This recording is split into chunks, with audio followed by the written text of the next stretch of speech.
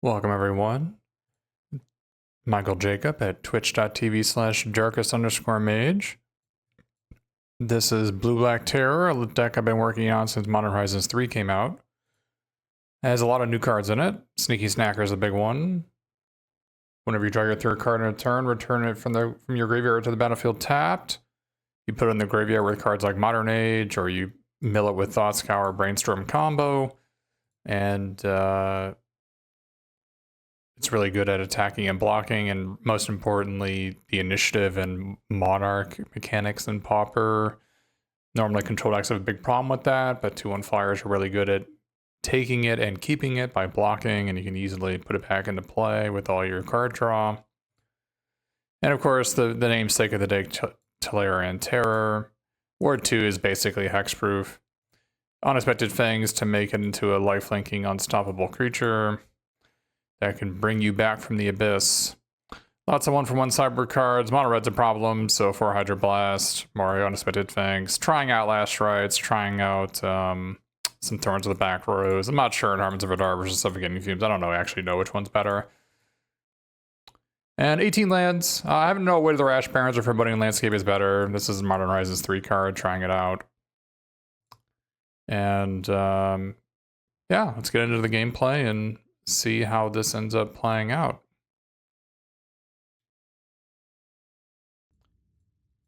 All right, welcome to another Blue-Black Terror League. Been building this deck and tuning it.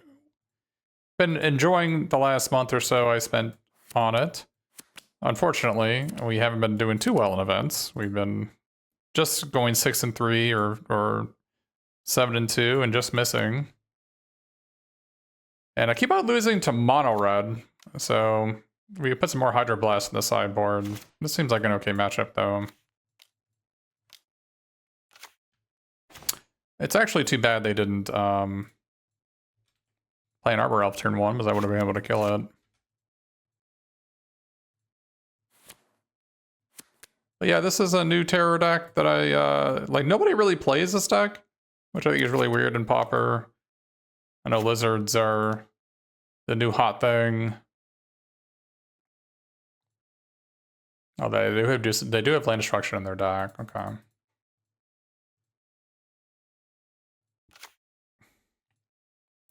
They certainly have a lot of mana here.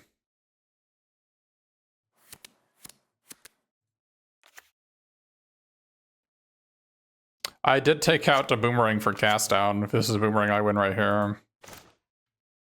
But it's pretty funny. We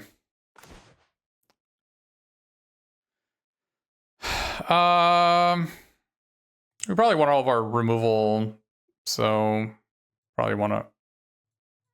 Well, I think Kitakami. I think the enemy's deck is less than. Think I might play against it once per tournament, so having a main deck card for a once per tournament deck doesn't seem that great.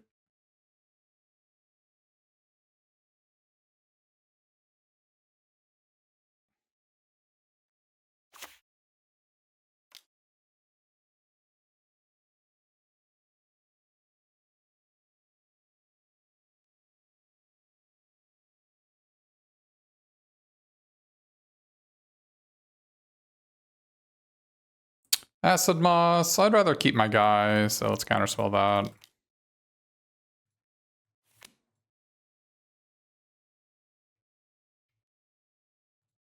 I don't think there's a reason to brainstorm. I do get my snacker back, but there's a very real possibility of getting locked, and I'd rather not brainstorm without a shuffle effect already if I can avoid it. Although here, we got nothing else going on, so we should probably go for it here. I think.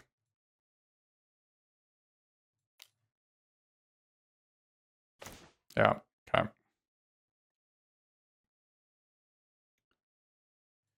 I don't know if we need both Snuff Outs, and do we want this Thought Scour? I think we do. I think what I'm probably going to do is just Preordain and keep them both.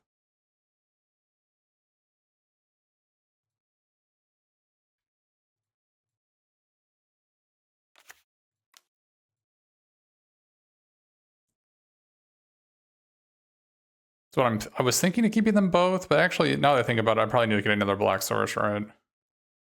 Although I was going to keep them both just to have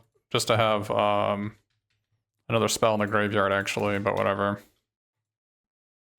Actually, maybe better for me to brainstorm here and then Thought Scour it away.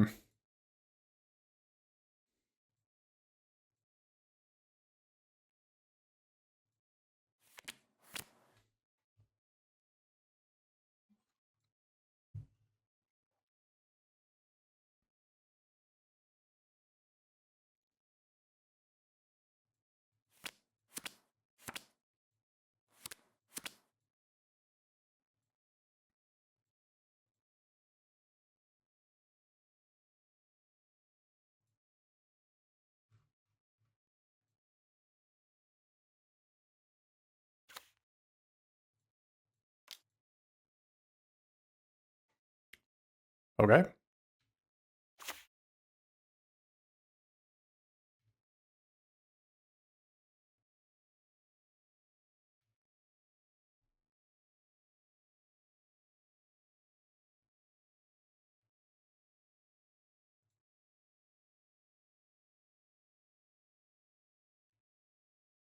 Do I just Thought Scour targeting them here? I think I do.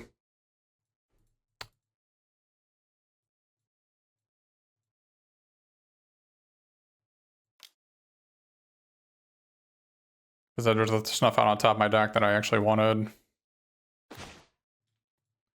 Okay, this is the last line I added to the deck. This is an additional shuffle effect, additional black source. Doesn't seem bad here. If I play this for free, then I can play this Tolarian Terror.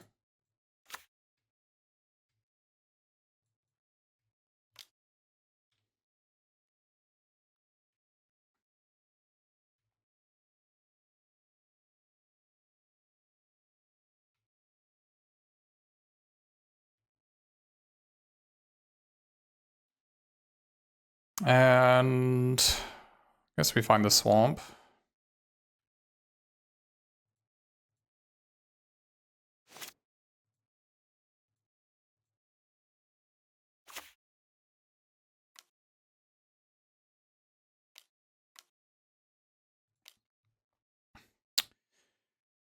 Just a goober. All right. A goober and its friend. See, cast down I think is a little bit better than Snuff Out here. Although, I mean, Boomerang would have won me the game quite a bit earlier, that's for sure. I think I would make the Boomerang in this deck was more popular, but...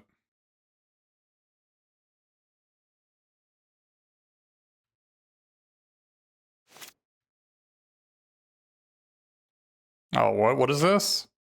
Sure.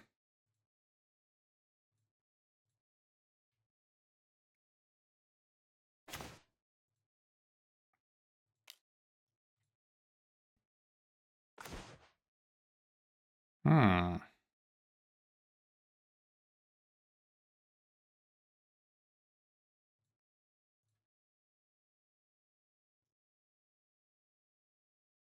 Want to shuffle this away or just cast it? I probably can just cast it. I got nothing else going on. Obviously, I'm drawing 2 lands, but...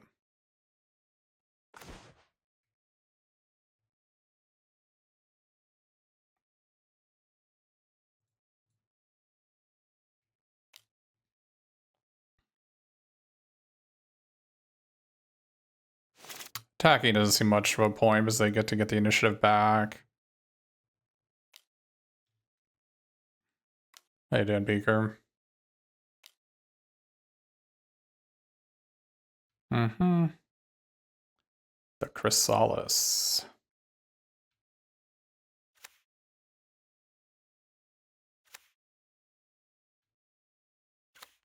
It's a big creature.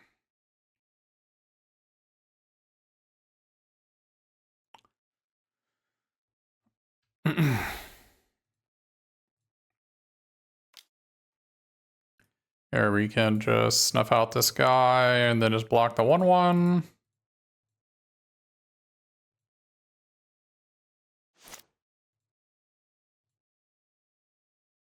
Yeah, one of the advantages I think this deck has over some other ones is that it's a control deck that is actually not vulnerable to the Undercity, the Initiative, or Monarch decks very easily. Because we have both Modern Age and Sneaky Snacker.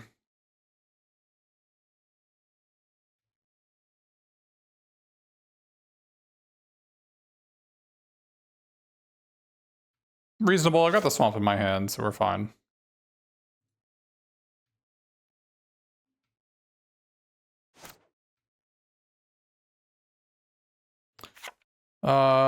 I guess we can lose 5 life. It's a trap.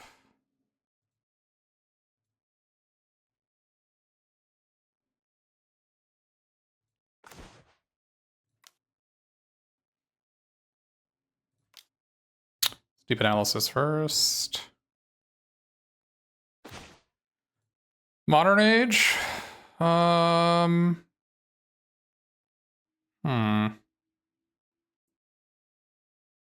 I kind of just want to Preordain looking for Snuff Out to win here. Dihada's Ploy is probably a fine draw. They're only getting 1 card. Should be okay.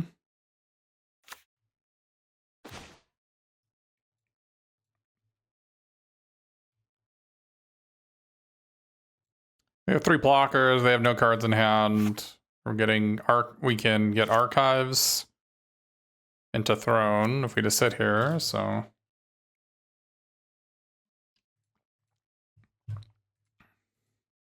Maybe should have kept the blue-black land in retrospect, but probably didn't need the Spell Pierce.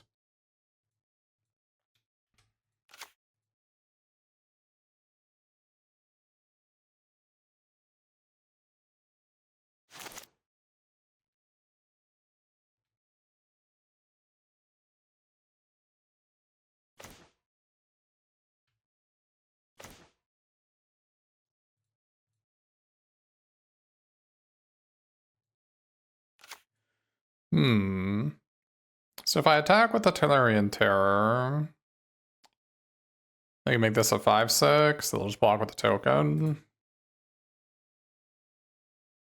That gives me somewhere.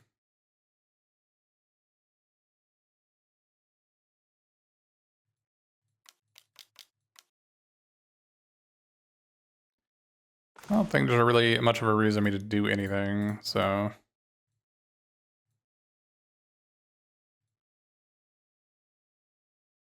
Okay. I'm actually not sure we sideboard in this matchup, which is weird. But I think our main deck is quite good against them. Their creatures are all just Tolarian Terror sized, so we're not getting outclassed in that regard. They generally bring in some more enchantments for me to annul, some artifacts rather, they usually bring in relics. But yeah, I'm on the draw this game, so I think it's actually fine in the play as well. We could try Last Rites. I think Last Rites is actually pretty okay in this matchup too. We can try it.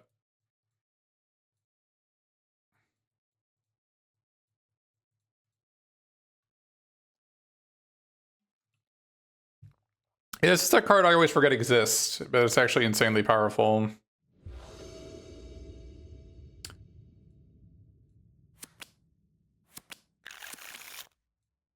Probably fine.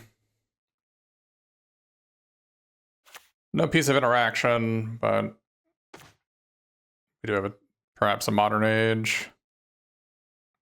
Question is, do we want to go turn 1 Foreboding Landscape to help against land destruction, or do we want to turn 1 Preordain or Lórien Revealed?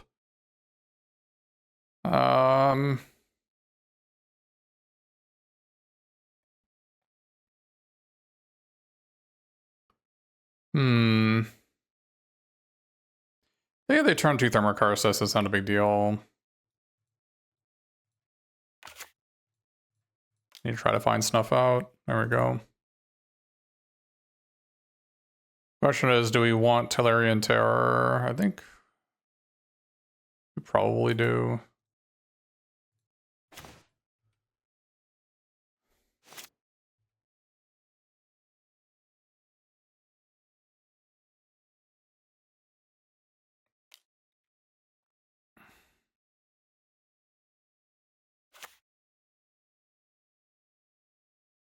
Well, that's all I have when we snuff out the Arbor Elf. We're looking okay here. Well, things are looking a little bit worse now.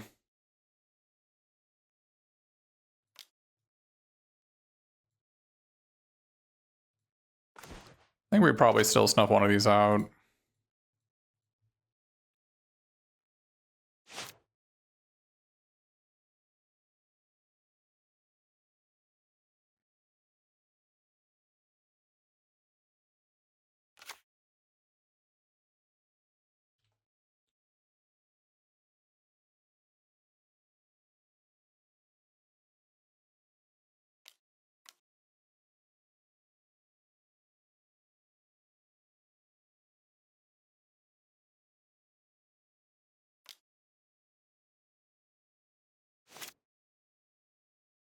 Worse things have happened to me.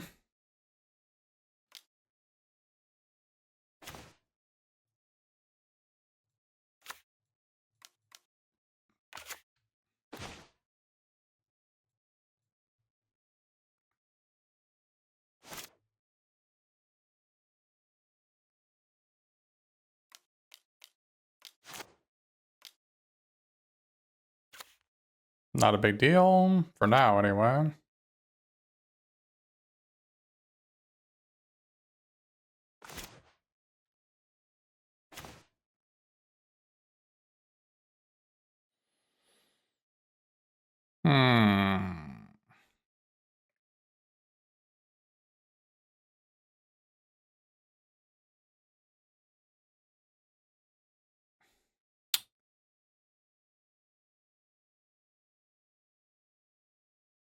Could just go to Unexpected Fangs, play Tolarian Terror, no tap land. Seems like the most reasonable play.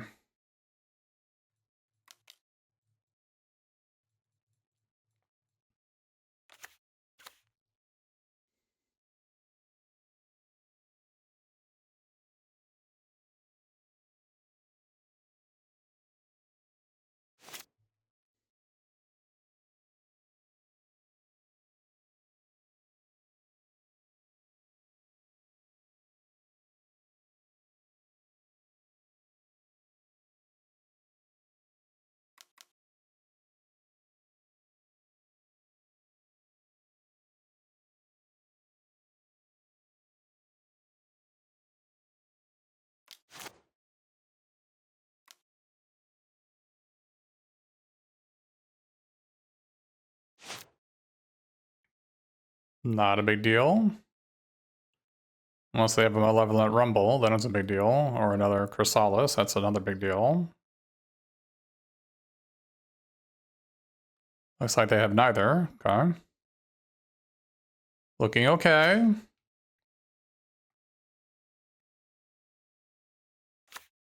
Question is, do we want a deep analysis or do we want a modern age here?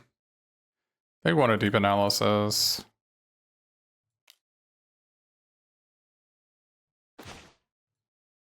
Okay. Now the question is, do we want to play Contaminated Aquifer or do we want to play an island? I think we want to play Contaminated Aquifer. We're going to need to do it at some point. And I don't know if leaving open Spell Pierce here matters a whole lot.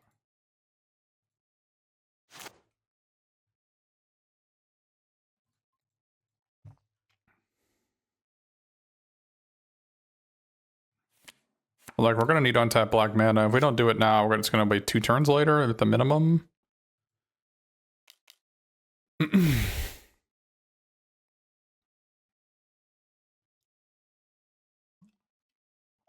probably got a fistful of 6 and 7 drops in their hand, and they just drew their... They just drew their 7th mana here. Wow, they not perfected. And they have Lightning Bolt on their deck for some reason. Guess that's why you play that deck, though. Gotta feel something.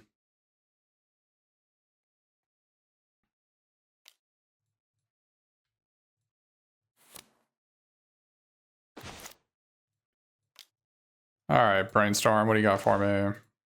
Okay, got a Terror.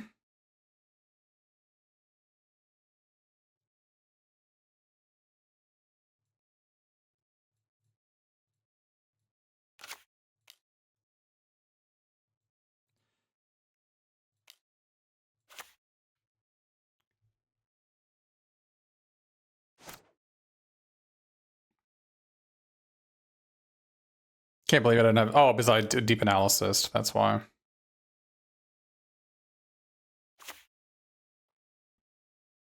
Wonder if I was supposed to Spell Pierce that. I think I probably was.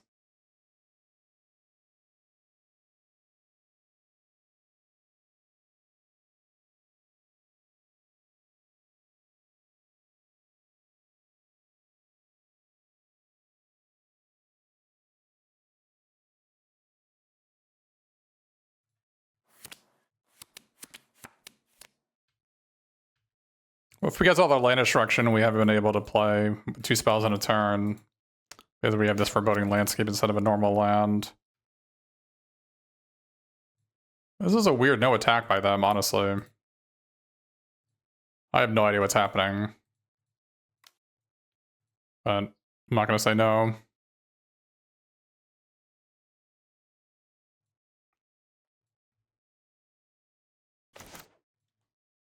Okay.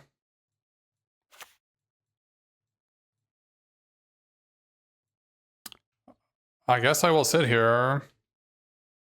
Because I've got Exclude and Counterspell, which are both great plays here.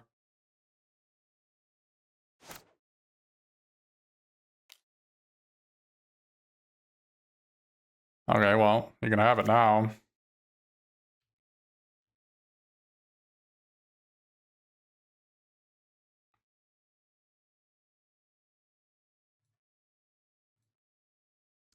Okay.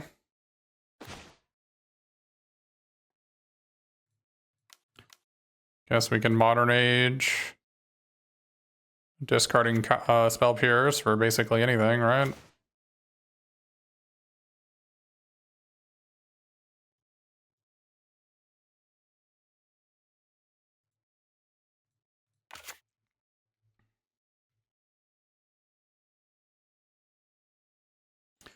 Well, I mean, it makes sense to not attack with the Chrysalis into my 5/5, right? I mean, that's totally doable. Not sure why the Atlasaur is staying home, though.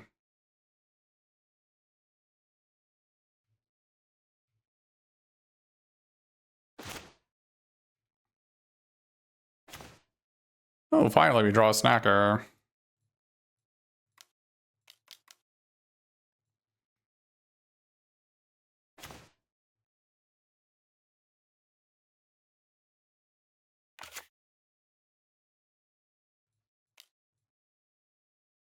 I probably should have played my land first, doesn't matter.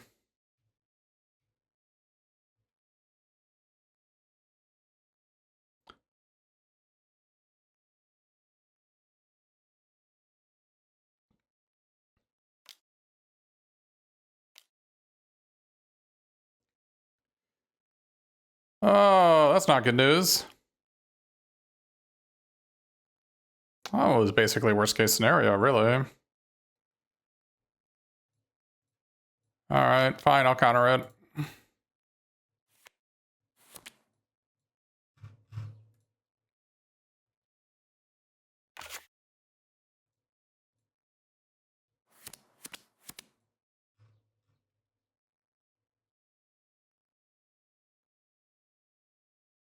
Still no attacks? I'm not sure what their game plan is.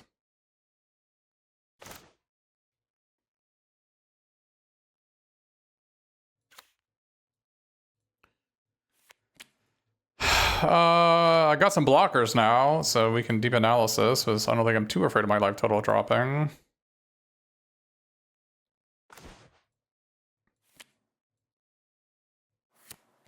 They have 2 cards in their hand. Are they both lands? They gotta be, right?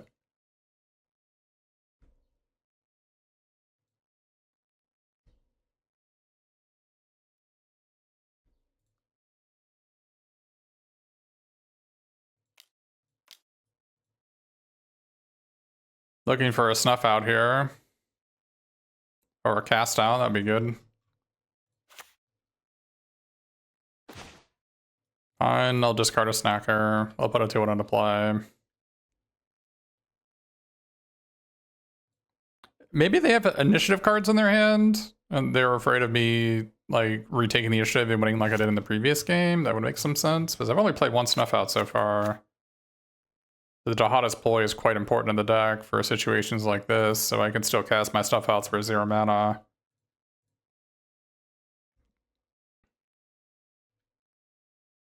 I've got 2 Brainstorms. I can probably shift 1 away here.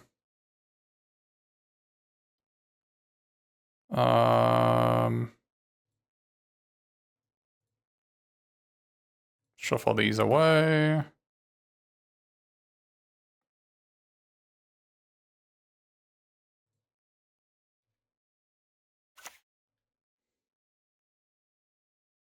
It might be better to go for an island there so I can discard it.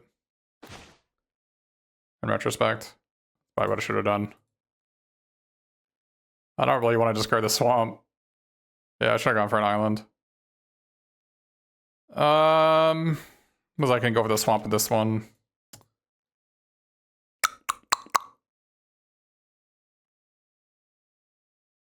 Yeah, okay, well, we made a mistake. That's all right. We'll draw a Snuff Out here, Cast Down here. Excellent, or both. That works too.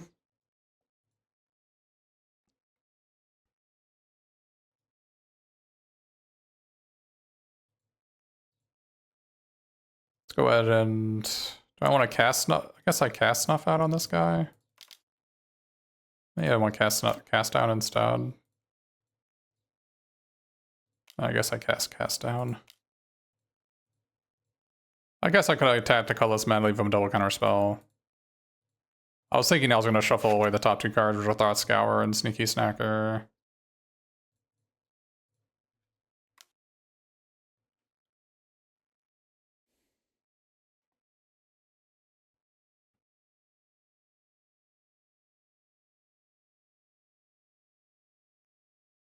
Plus, it'll be unexpected when I snuff something out later. Oh, I forgot this guy's reach. I probably could have not thrown my 2/3 away. Guess that doesn't matter too much. Thought the odds were low that they weren't going to block my 5/5 anyway. Maybe they could have sacked a spawn to kill my 2/3 flyer. Probably worth it for them to do that.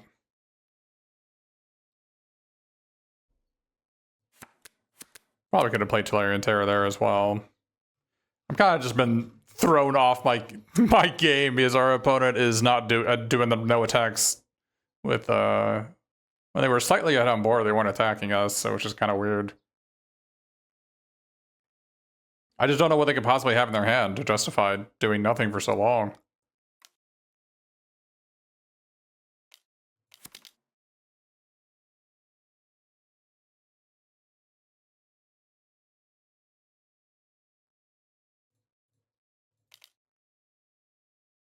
Punish trying to leave him double to counterspell, huh? Another reason to bring in Annul.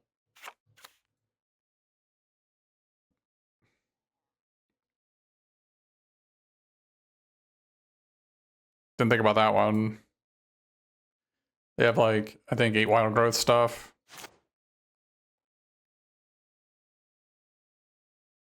They usually bring in relics.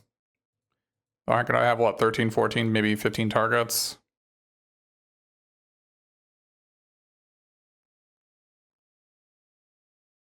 Oh.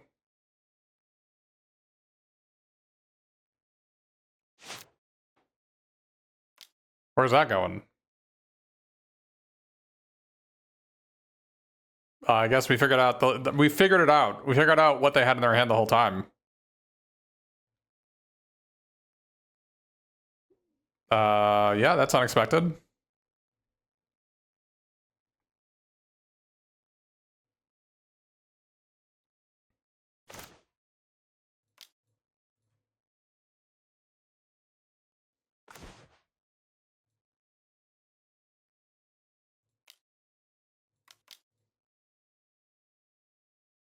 Oh, missed at my mana again. It's alright.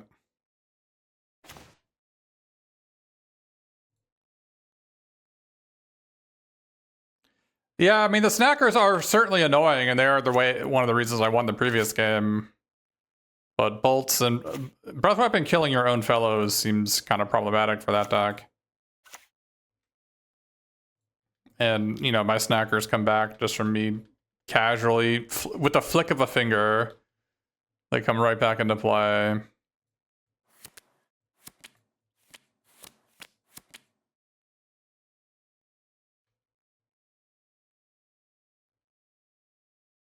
Oh, you're playing against Last Rites? You gotta keep cards in your hand and maybe discard more of them. Yeah, this is the kind of a messed up Magic card.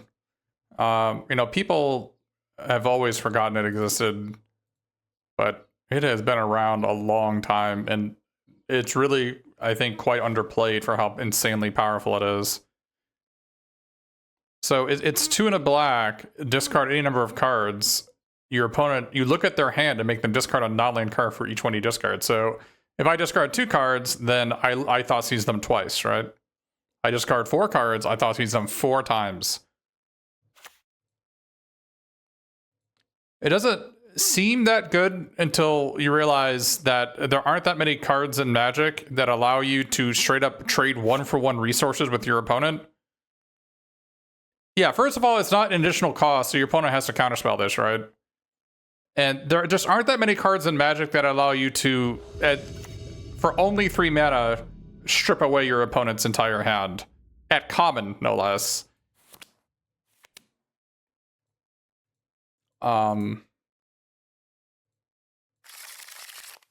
And there's some non-interactive decks in Pauper, and Last Rites is probably the most powerful card against them, if you're not trying to interact with your opponent.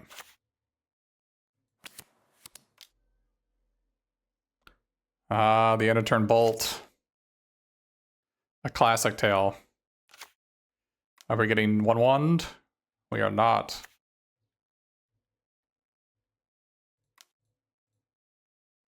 Well, if they don't have the Kodoltha Rebirth there, we're looking okay. Okay, Spell Pierce isn't bad. Need to find a black source, but...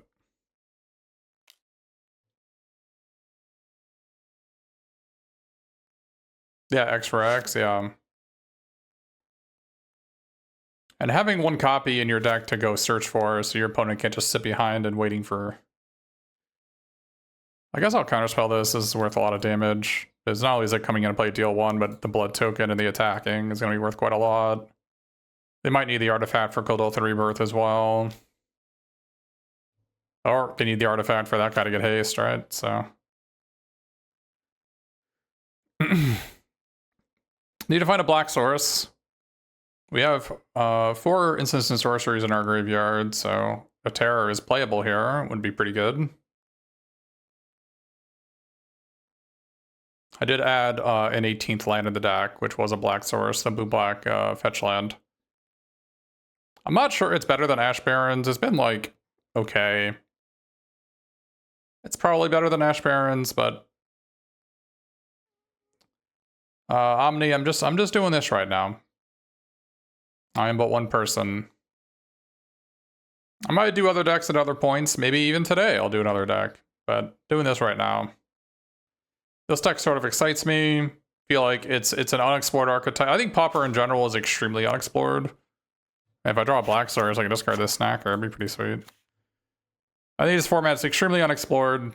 I find it troubling how poorly constructed most of the decks are.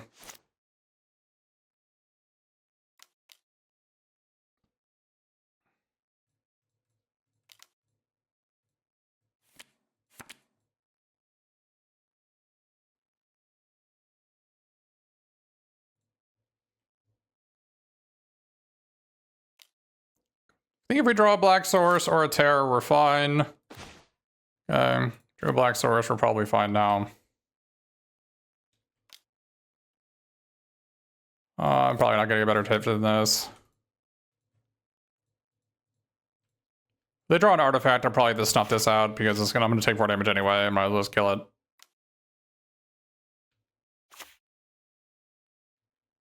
Okay, well that is 4 damage, so I might as well kill it, I guess.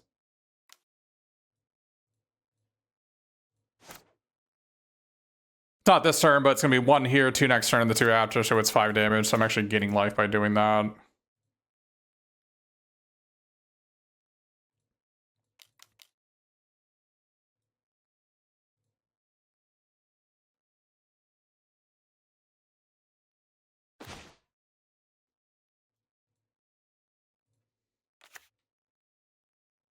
The life gain from the Hottest Ploy has been excellent. 2 damage, okay.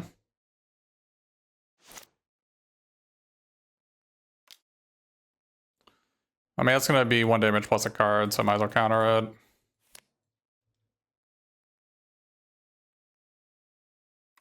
Gotta find a creature. That's a creature.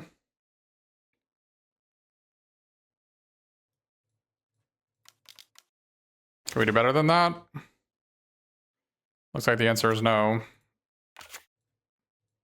This Modern Age will gain us an additional life from Dihada's Ploy next turn.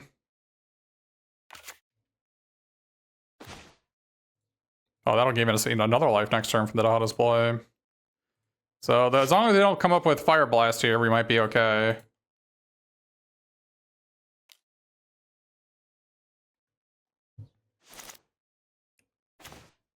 Okay.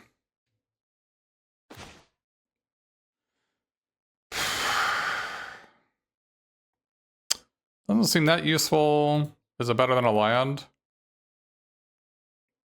Probably.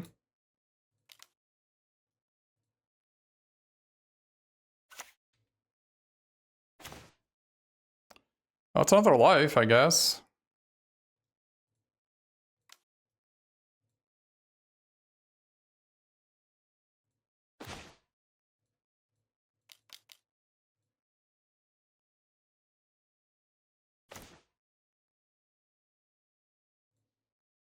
Gain 5 life off the Hottest Ploy in the back end. That's hilarious.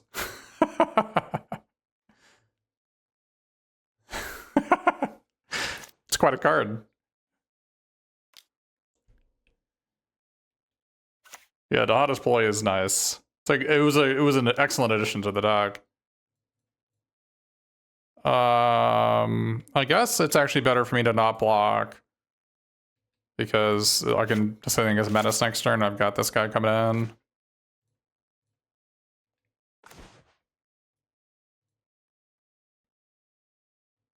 Where is my Tolarian Terror? That's my question.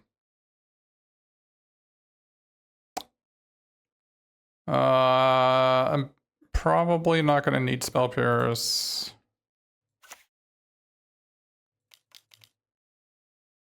Or probably, is it better to Brainstorm here? Probably better to...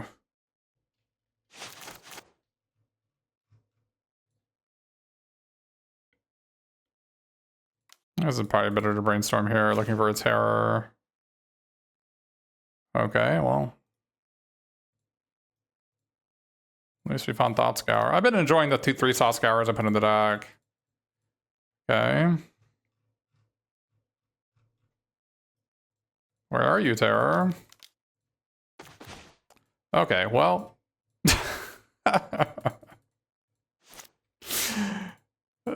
Deck doesn't want to cooperate. We've looked at, what, 43 cards or something? 42, 43 cards. Not found a Terror. It's fine.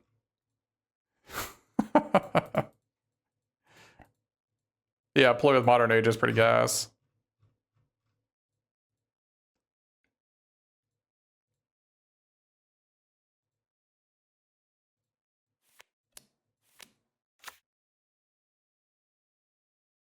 I know it looks grim when I'm just sitting here twiddling my thumbs when my mono red opponent is not killing us. God. I think Angler sucks, yeah.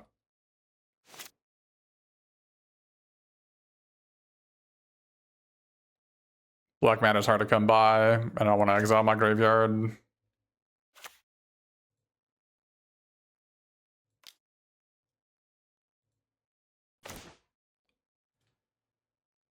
Oh, man.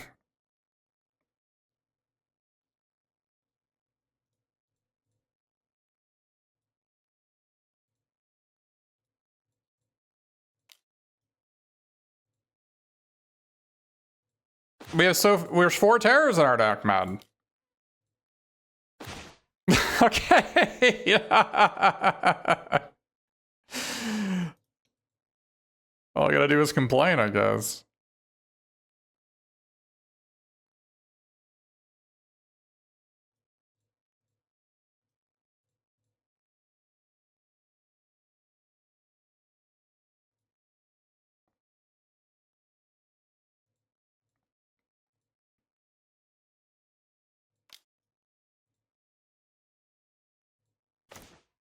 Oh, I should have gotten the other one.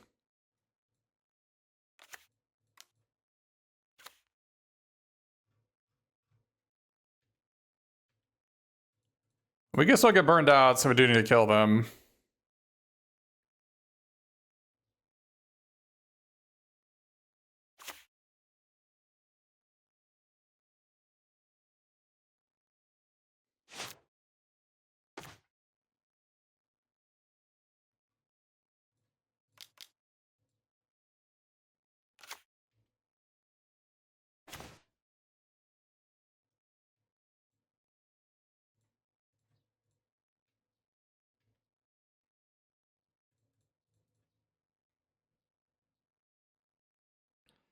I need to keep 2 guys back. I think I need to keep 2 guys back.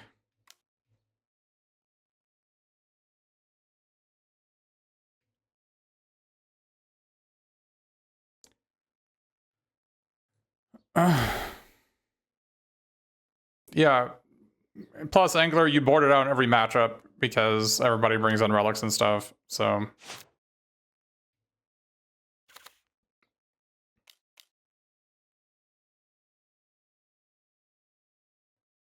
Not bad from our opponent.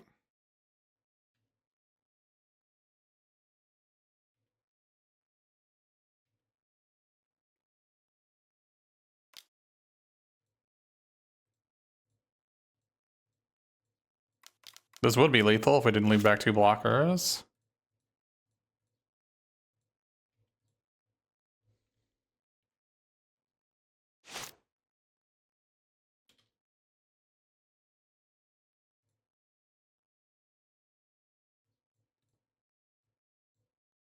Definitely not a great matchup.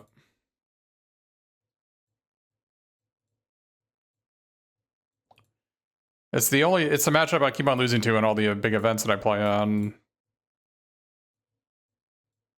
The Dihada's Ploy won us that game.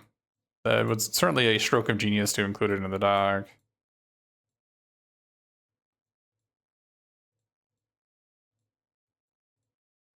Definitely don't want to take out every deep analysis. Maybe you don't need a null. I do like a null. They have a lot of 1-mana good artifacts. They implement and they bring in relics. They have implement and the experimental synthesizer, which are all great hits for this.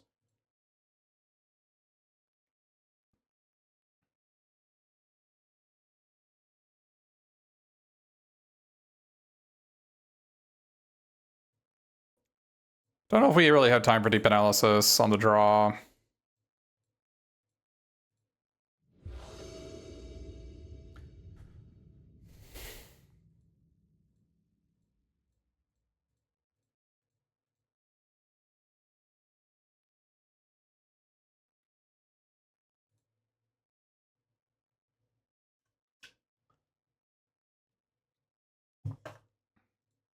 Modern Age is still quite excellent, though.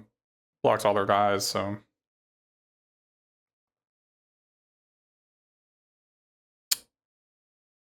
Yeah, I think Pauper has a lot to explore. I think there's a lot going on. For those of you who think like Grixis Affinity is #1 deck, I think Grixis Affinity is close to unplayable. So, at least the current builds of it. I saw a new build that's running toxin analysis, and that looks far more interesting to me. But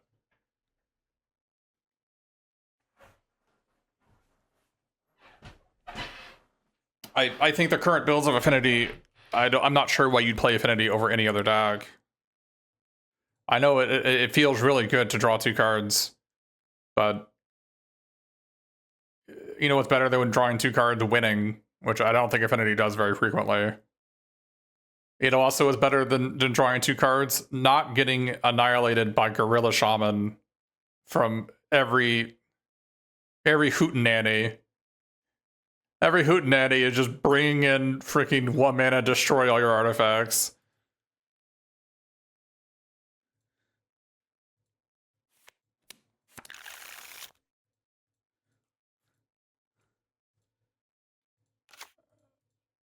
Keeping a hand without Hydroblast is a bit suspicious, but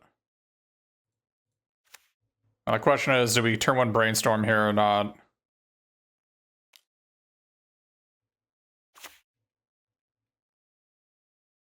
Lightning Bolt, you can have it. I think I turn 1 Brainstorm here.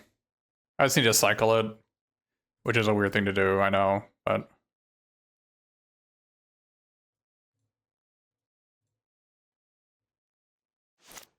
I'm just gonna play this Modern Age. Discard, probably another Brainstorm here. And then... got the Rebirth, okay. Question is, do they have land Bushwhacker? Goblin Grenade. Oof. It's a lot of damage.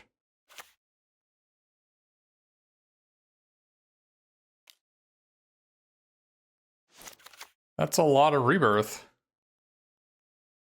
Okay.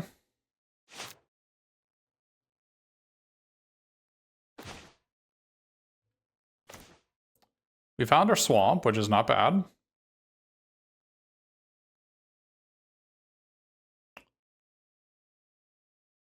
Okay. Gonna take 5 next turn, going to 7. That's not a good sign. Kind of maybe want to discard this Exclude just so that my Tolarian Terror in the future will cost less mana. I think that's the correct answer.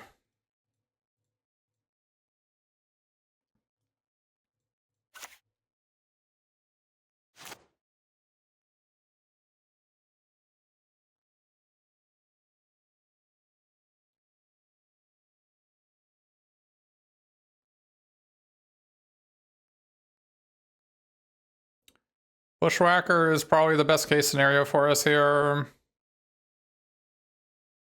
We can just counter it and move on.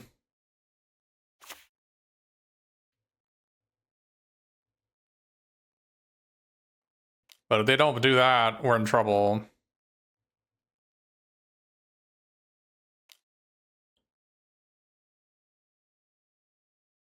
Don't like that.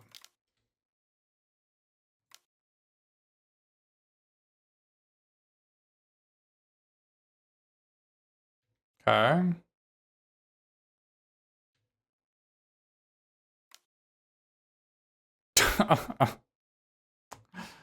Okay.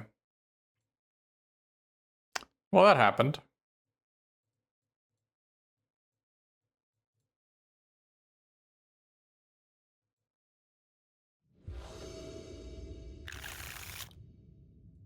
All right, we have a Hydroblast in this hand, as well as a Terror who's been hiding in the deck for most of the match.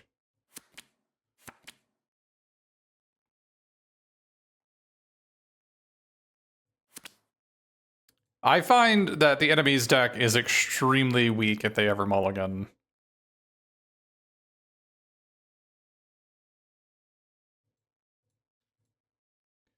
They kind of just need, you saw in that last game, they needed every card to kill me, right?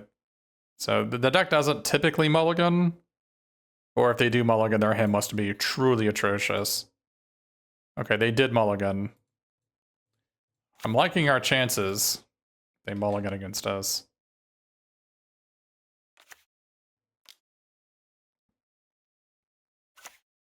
Okay, that's a pretty weak opener for them.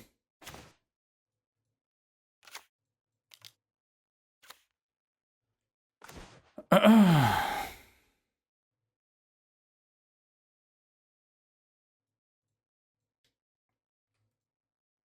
not sure Exclude is actually worse than Counterspell here, but...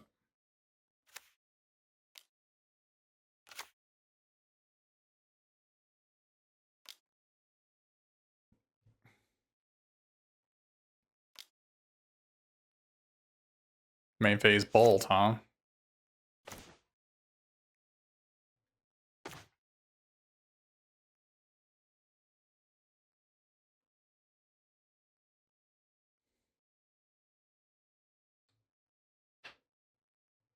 I think you actually just got Counterspell here.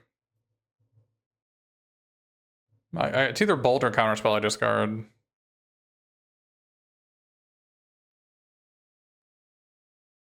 I mean, I guess I can discard this.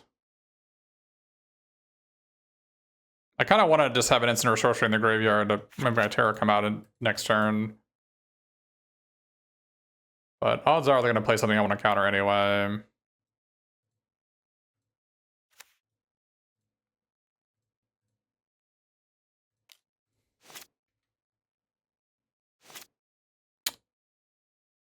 If they don't, I can just Brainstorm Lórien Revealed, and then I can maybe play... Okay, I want to counter that.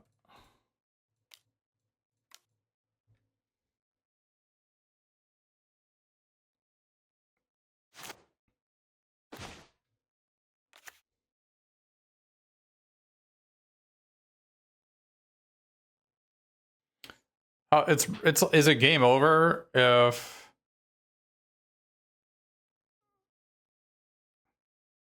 they Red Elemental Blast this thing? I don't think so.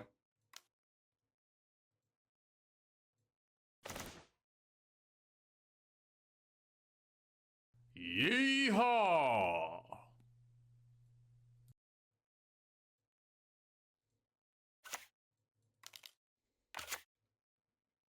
Hey Sergio, thanks for the prime.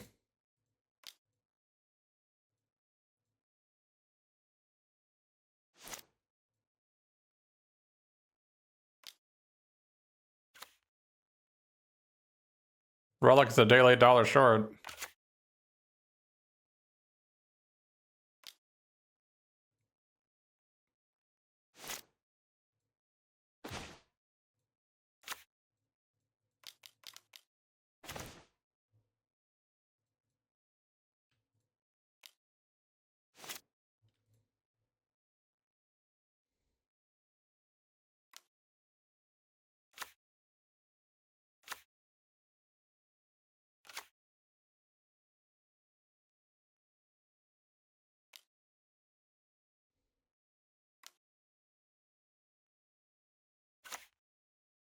And I may maybe not be happy with our next play.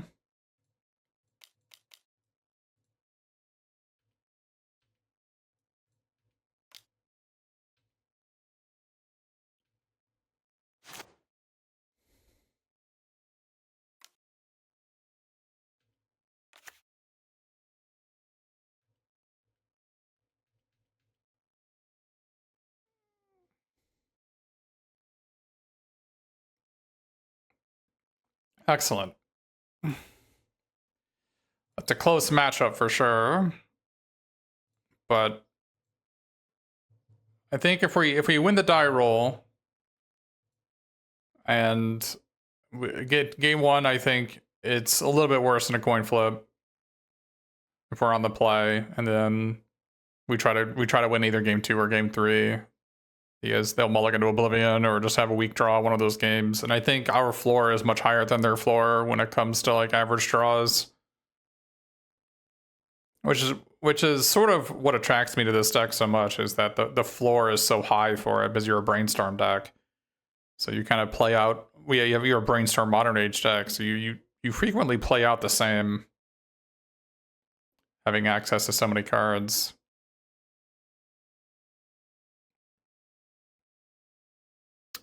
The cantrip suite I'm not sold on. I've been enjoying the Thought Scours. I'm not sure on the Preordains. Preordain being sorcery kind of stinks. But I think they have been better than Thought Scours 4 and 5. I like it because it's a cantrip I can play on turn 1 when I don't have Lórien Revealed.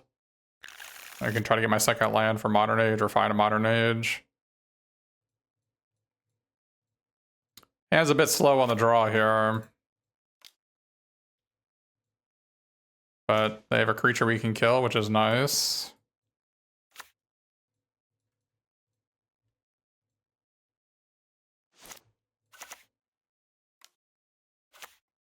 Caretaker, okay. 2 caretakers. I wonder if am I supposed to kill one of those? Probably. Because they don't tap it. You don't make any mana if I kill one. But I'd rather kill an Axebane Guardian. So I'm actually just gonna let them relive.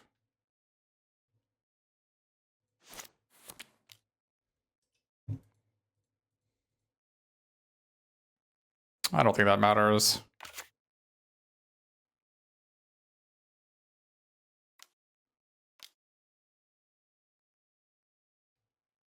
Okay.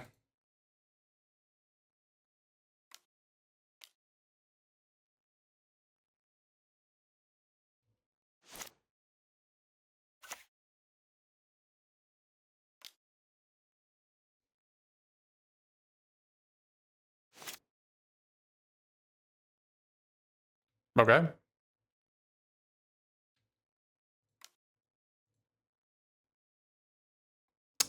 Probably don't need Unexpected Fangs against them. Just mill it away.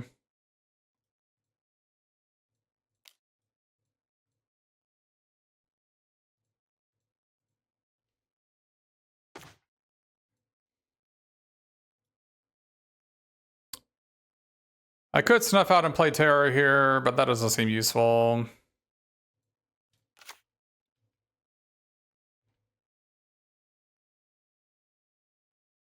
They have so few cards that matter in their deck.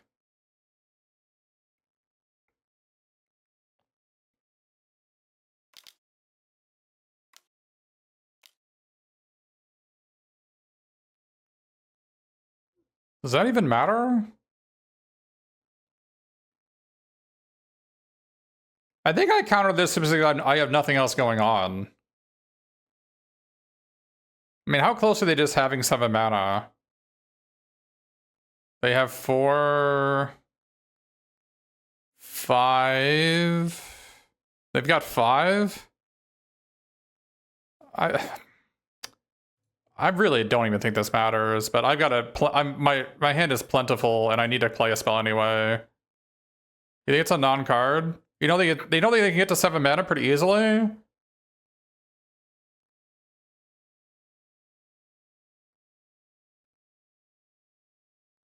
Yeah, I just want to be able to cast my Terror next turn, and if I don't counter this, then I can't do that.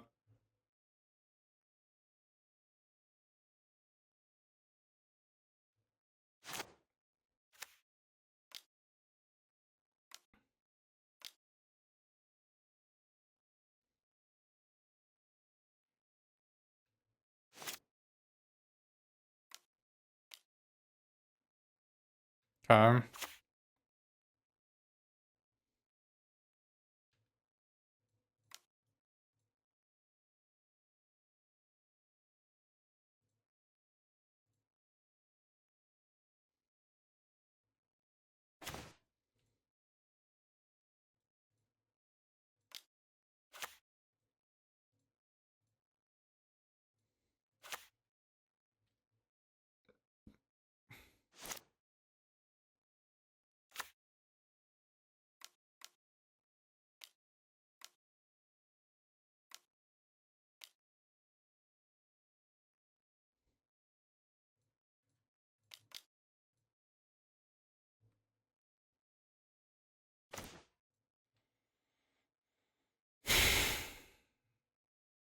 The question is, do we Dihada's Ploy discarding this deep analysis?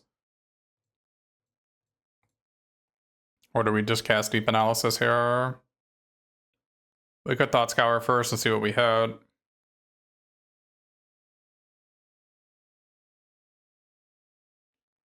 I kind of want to be able to Spell Pierce and lead the Stampede if they have one.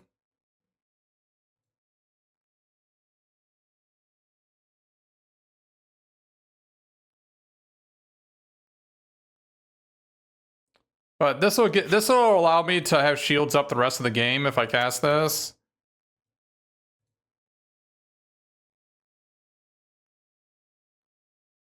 But maybe just discarding it to this is better.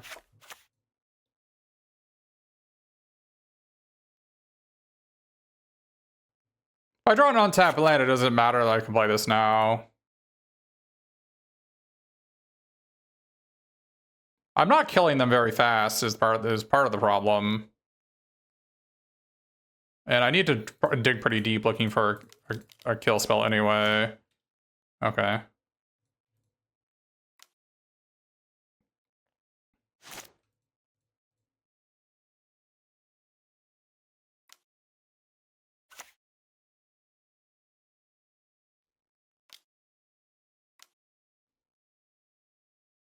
This is a winding way, I'm in trouble. Or lead the Stampede.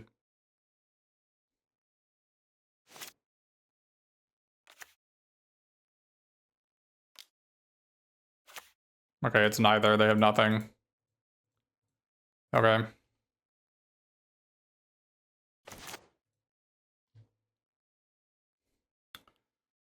So, do we preordain looking for a counterspell?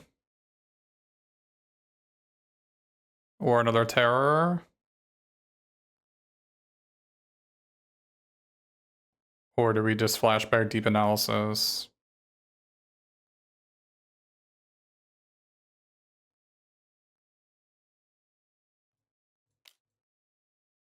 This is 3 cards deep looking for a counterspell or terror. Okay, we don't want either of these. Okay.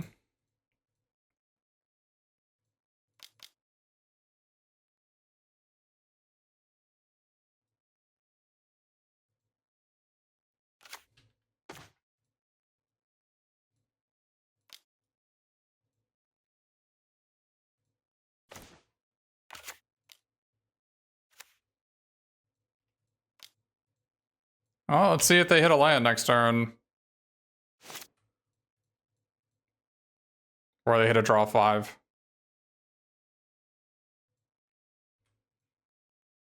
Maybe they hit a land. They would have played it if it's a land, right?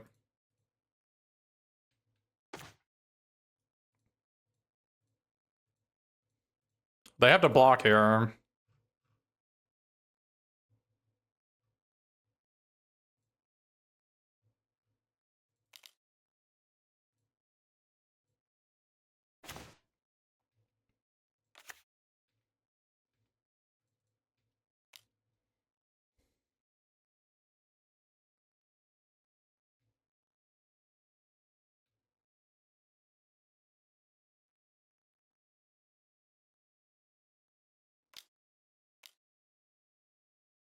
That doesn't do anything.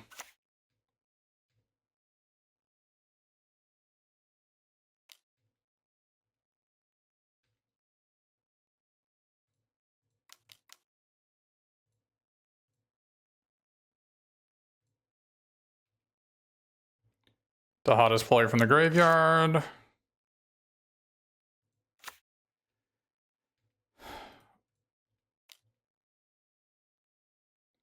Did we get, I think the fact that we countered this, I think was a good idea. I'm glad we did.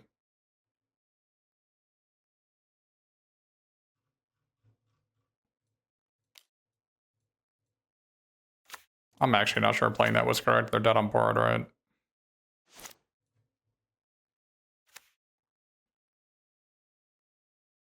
Okay.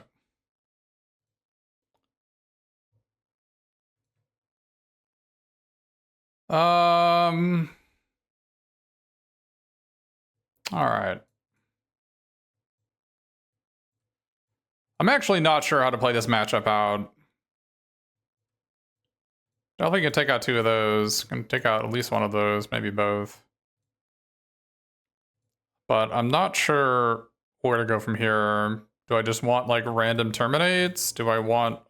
The Suffocating Fumes seems to make sense. I think they bring in like Obsidian Acolyte maybe. So yeah, these might be okay there. The question is, do I want to extract a confession just because I want to slow them down? Do you think I just want all the removal I have? What about Annul? They bring in relics, right? And the other question is, do you think I want Monarch against them? Do you think like their little crappy guys can actually hit me? Or do I want Monarch against them?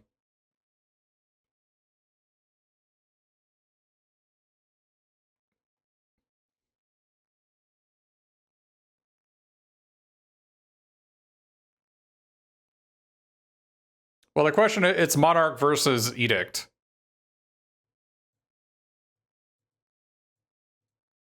Yeah, I think I'll try the Monarch out, because I'm not actually tried it.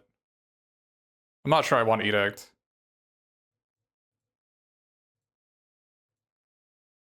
Go down to one snacker and just play an Edict over a snacker.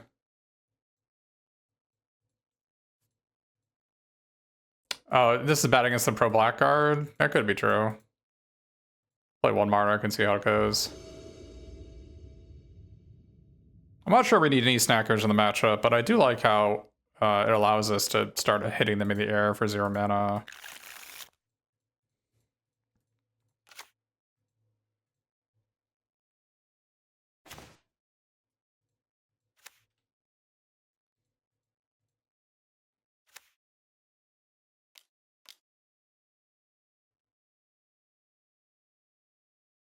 Yeah, this is the draw two.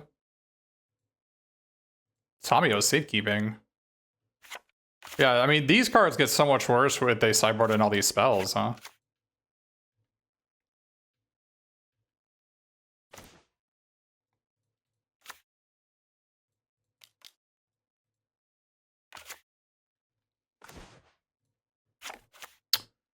All right.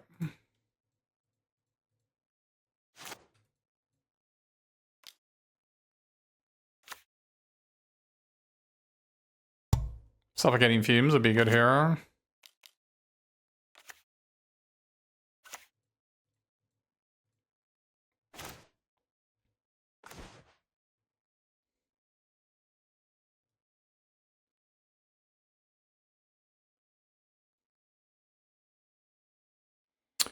Do I want to kill this Avacyn's Pilgrim?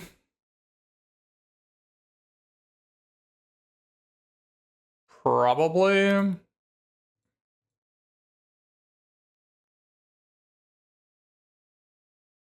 But that half turns off the Quirion Ranger, right? I guess I can see if I draw Suffocating Fumes here. Nothing.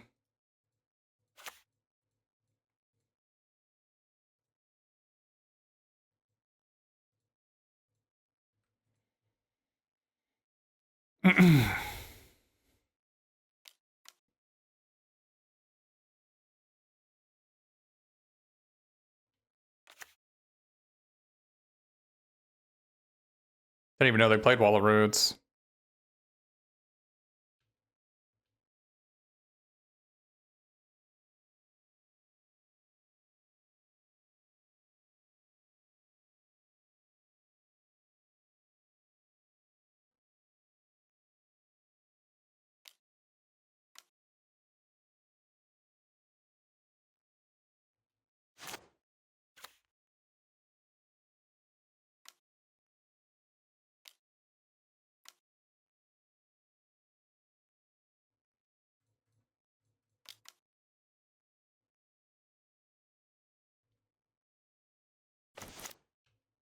All right, let's see how good this Monarch is, huh?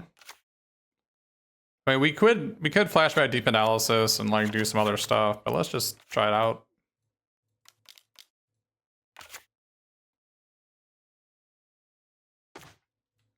Okay, it's something. What do you got for me? Draw 3. Okay. Bunch of guys. I mean, the Extractic. I mean, this Thorn looked like a lot better than Extractic Confession here, huh? Assuming we have a sweeper in our deck to draw, which we do. 2 sweepers, right? Okay. We can extract that guy. Okay, that's a interesting one. They revealed a bunch of 1-toughness creatures, so can probably just kill that guy next turn, or kill all the 1-toughness creatures next turn, right? So I guess we just edict them here.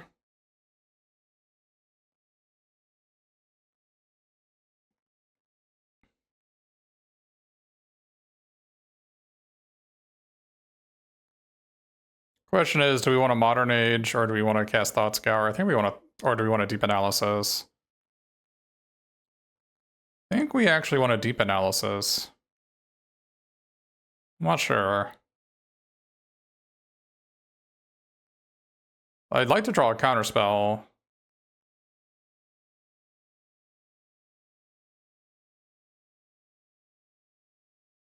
And this gives us 2 cards deep for it.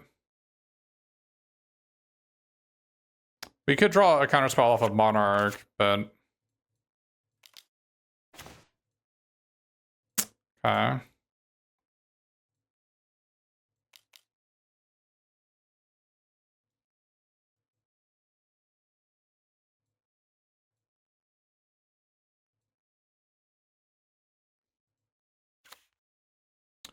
Do you think we need to keep back both of our blockers in case they have Obsidian Acolyte?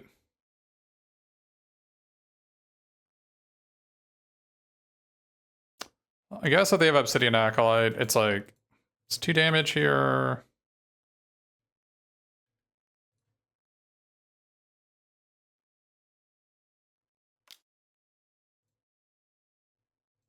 Guess I could have just attacked with a Thorn and kept this back.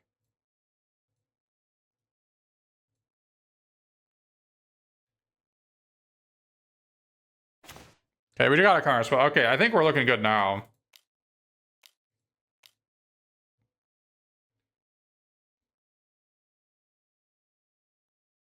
What do you got for me? 3. There's the Obsidian Acolyte. I guess, did they have enough mana to like play it?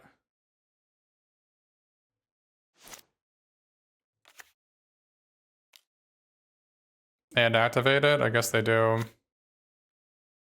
That was a reason to leave back this guy instead of this guy.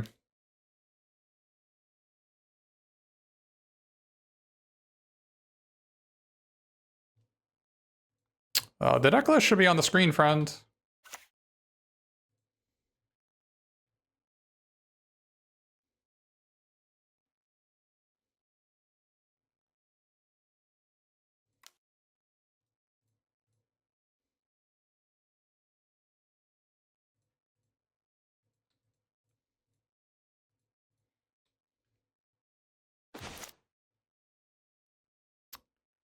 Okay, interesting.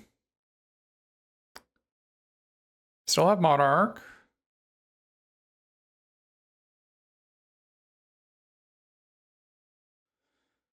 I would like to draw a Tolarian Terror.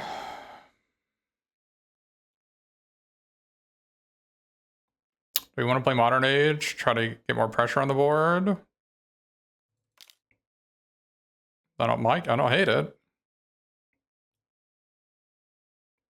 But I can play Suffocating Fumes and Counterspell if I don't do it. Which seems like a way better idea. Okay. Well, we can do that next turn.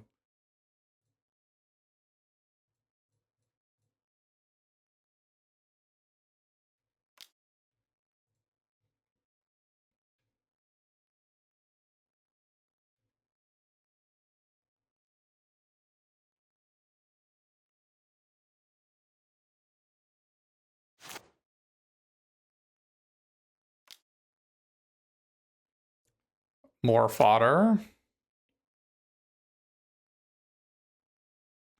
More fodder for Suffocating Fumes. I'm not sure. I like having the split of 1 Suffocating Fumes and 1 Arms of Hadar. I find Suffocating Fumes, when it's good, is actually way better than Arms of Hadar. Costing a mana less than being an instant is a really big deal. But against Mono Red, for instance, they have a lot of 2-timeless creatures in Mono Red, so...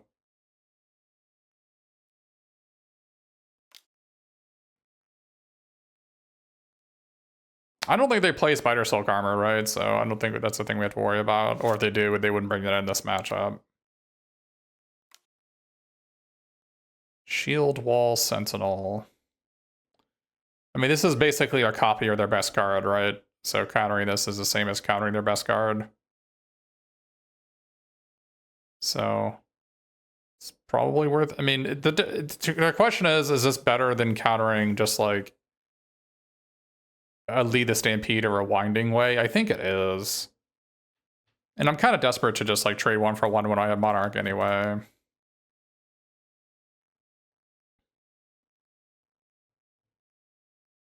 Could just counter what they fetch for. What if they just fetch for another Shield Wall Sentinel though?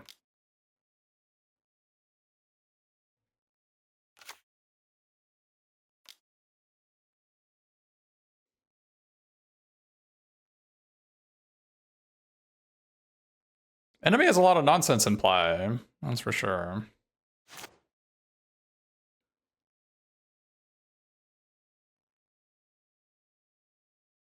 Transmute.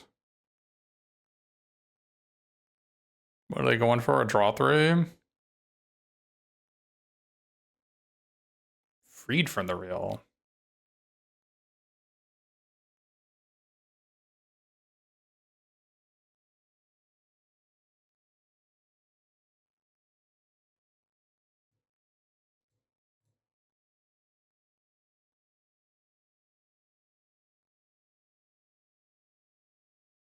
Did I mess this up?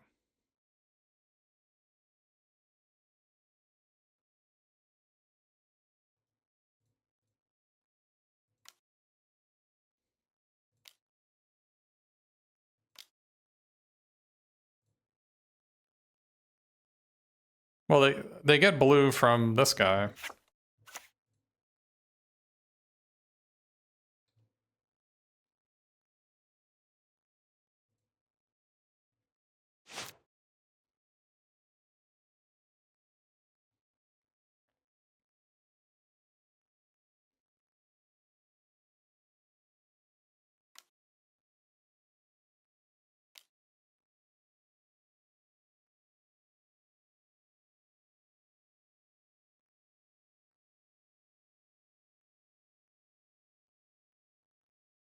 They're not giving the guy pro black on response, which is a good sign.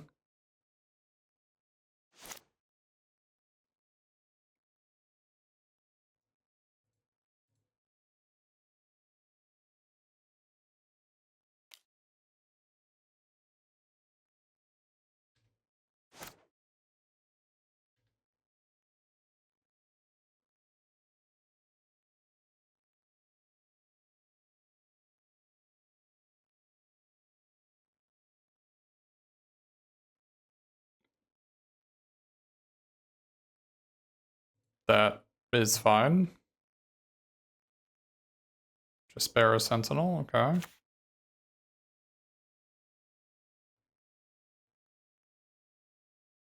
Alright. Whew, barely got... I think that was close. I think they gave her pro black in response. I don't know what we would have done, but...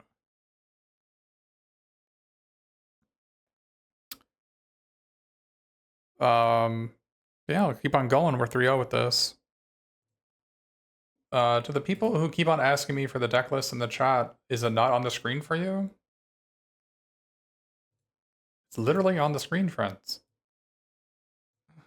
It's literally on the screen. It's right here. Please, friends.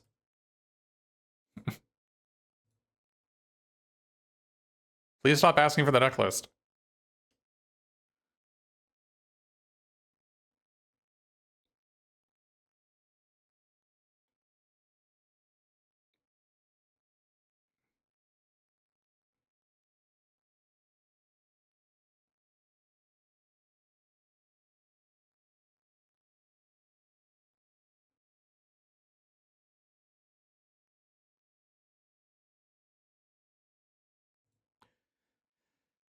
But so far, the Thorns I've enjoyed in the sideboard. The Suffocating Fumes has been great. Ecstatic Confession was okay there.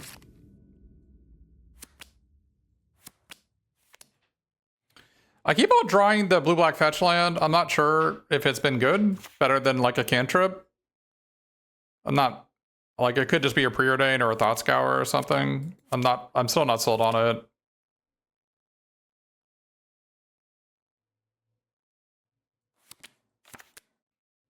Alright, this deck again, huh?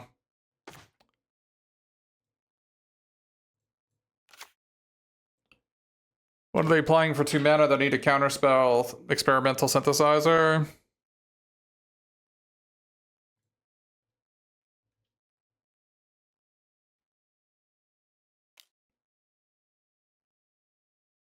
Oh.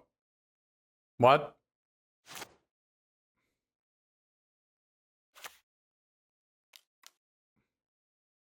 Wild Mongrel. I can't snuff out that card. I haven't seen. I don't know what this deck's about, but I'm interested.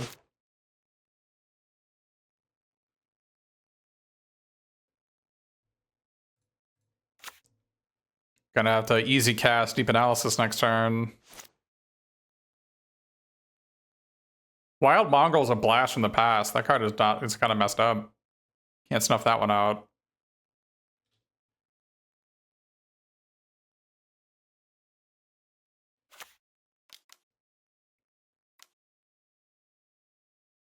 Molten Gatekeeper. We can snuff that guy out though.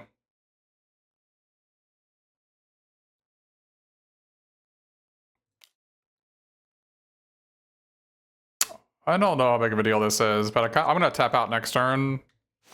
So I'm actually just going to counter this just because I'm tapping out next turn anyways.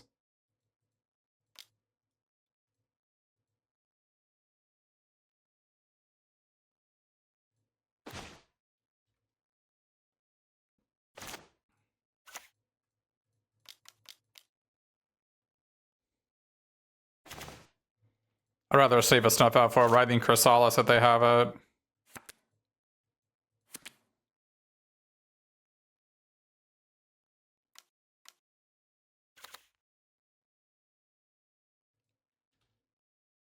You think you don't play this without Glee? It's probably fine with, depending how much self-mill you have and discard, right? It's like a good discard of Faithless Looting. It's like a bolt that you could discard, right? Holy crap. Walla Walla, Washington. It's a lot of those.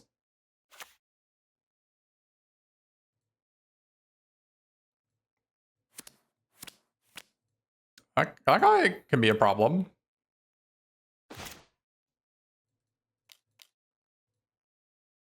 Where is Senior Terror is my question. Terror has been hiding in every single matchup. I forget, is the new one, is the other Root Walla a common or is it an uncommon, the red one?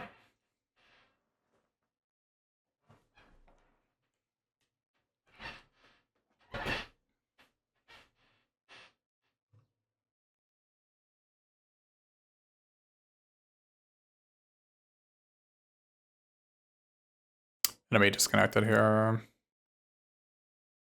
Maybe it's an uncommon.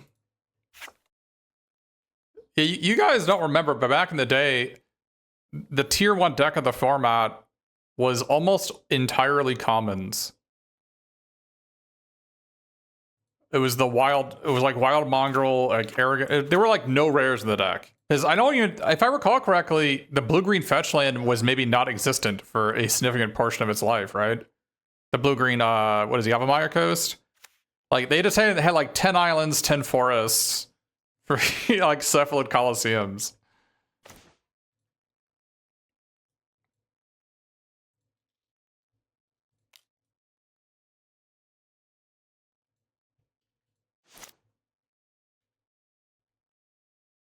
Freaking werebears, yeah.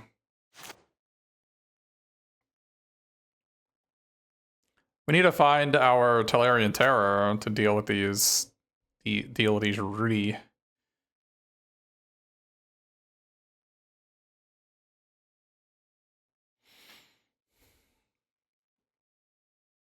Oh, they ran the freaking Centaur Garden. I remember that. The freaking the pain land that you can giant growth with it. Chrysalis is here.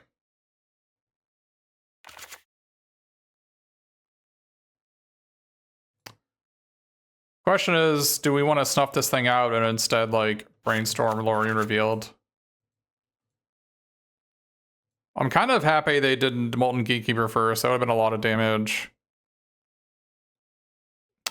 I think I should... I'm not really going to find much better things than this to counterspell, so... we can snuff out the next one. The only disadvantage of this is that my 2-1 isn't in play to block, but... I don't know if that matters. We might be in trouble here.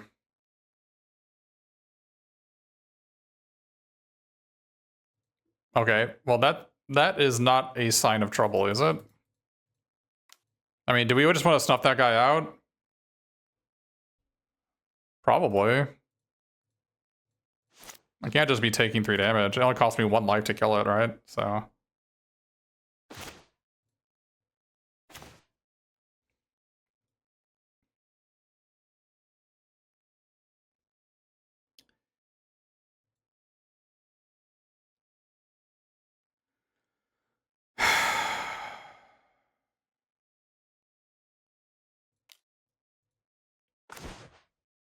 Goodness gracious, Dak. You can't be doing this to me, man.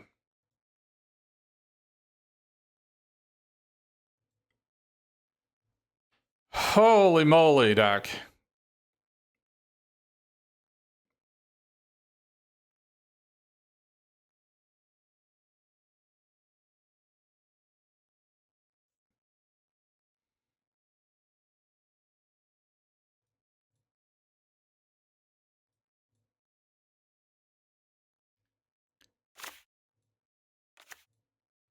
Where are my terrors?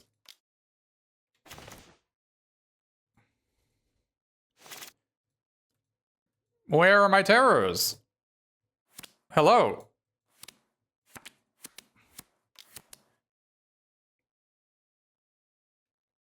This is gonna hurt.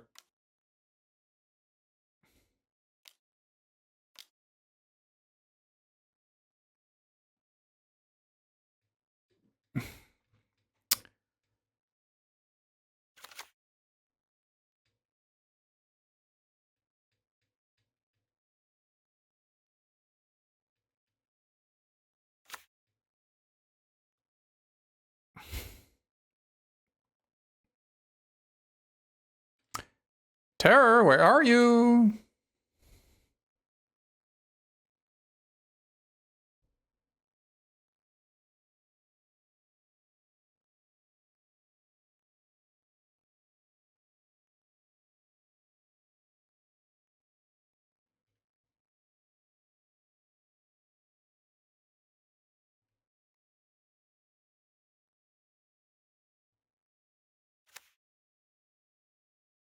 I love the scrapwork mode.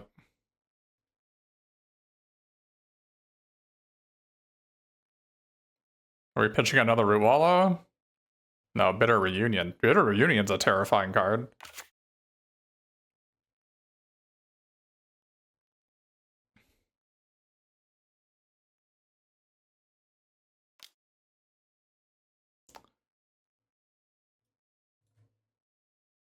I guess I'm going to 4.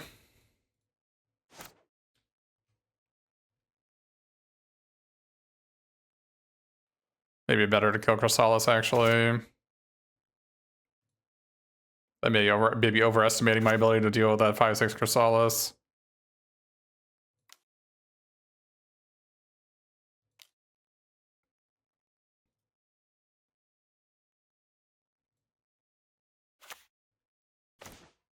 Okay.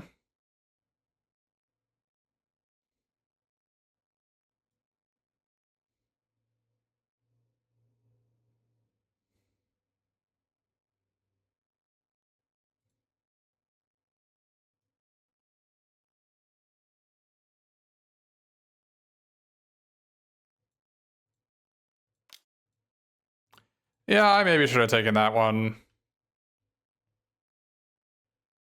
In retrospect, I should have just taken the 1, gone to 3, and killed the Chrysalis. Although going to 3 against a Bolt deck is probably... I mean, we're probably not winning this game anyways, but...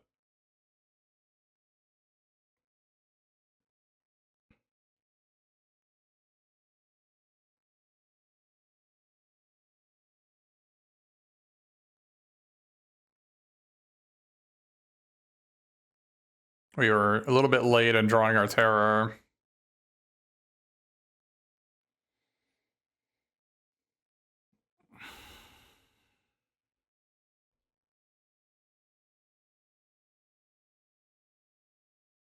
We only drew 1 snacker, so we weren't able... We couldn't get that snacker out earlier to gain us a bunch of life by blocking either.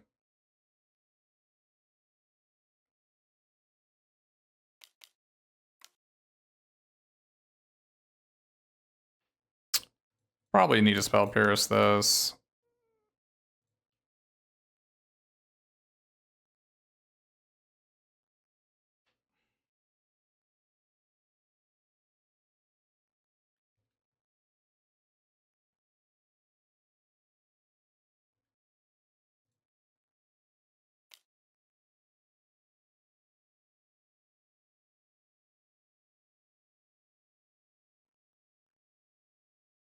Enemy's Gruul Turf is doing them a lot of work.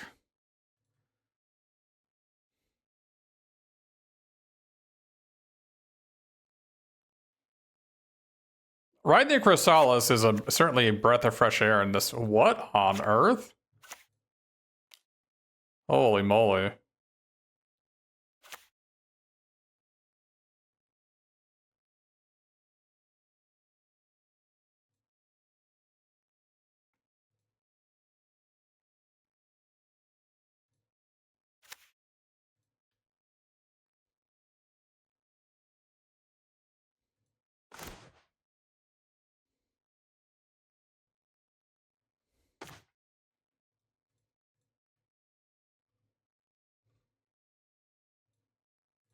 Go to 1. Died to another fetch on land, but we have to get some progress. We have to try to draw Unexpected Fangs to win here.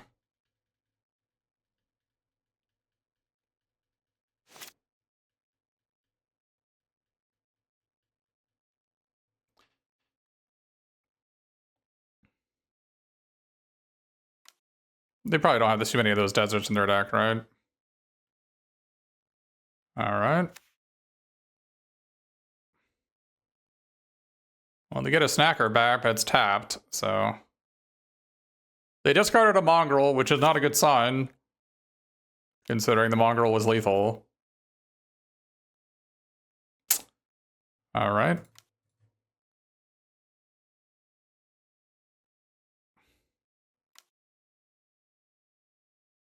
Oh, we weren't winning anyways. Okay. Ah! I wonder if we were supposed to go for it.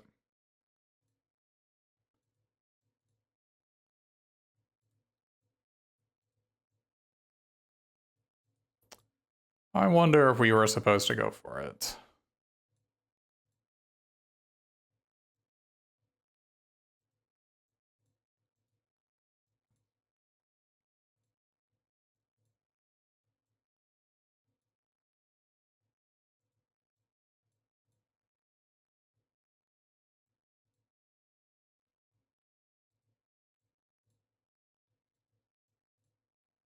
Does not seem like a great matchup for us. What is our plan?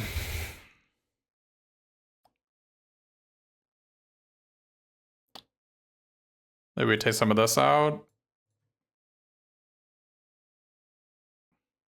Maybe take out this.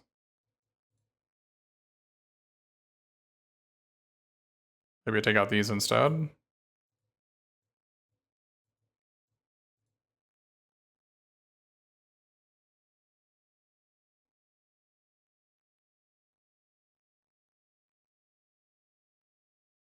They do have haste flyers. We just saw them. Like a Reunion and Sneaky Snacker. Although I guess I can't cast them, right? We want Suffocating Fumes. It kills all the Snackers and Root Wallas. Sometimes.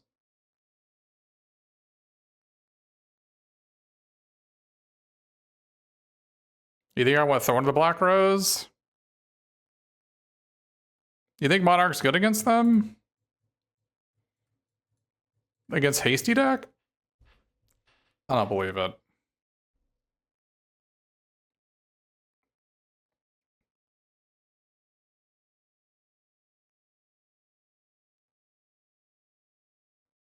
They're probably bringing in some sort of graveyard hate, so I don't know how good Thought Scour is going to be.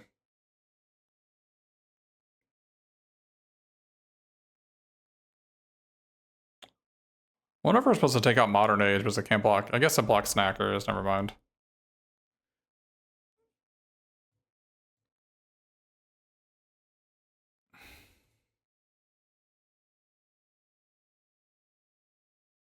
I normally have room for all these cards because I normally bring out Snuff Outs.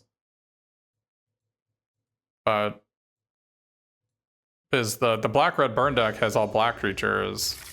The enemy's deck does not have all black creatures.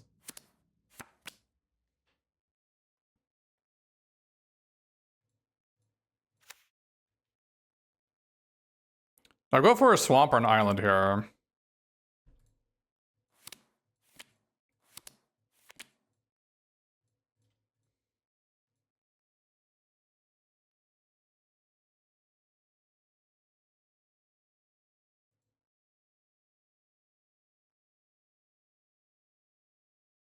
I think I go for an island. And then have this go for the blue black to a land.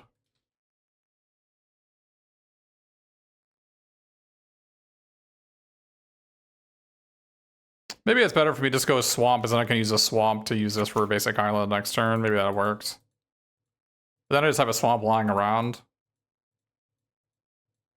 Black holing a mana for the rest of the game. I'm not sure. I guess I did bring in Nihil Spellbombs.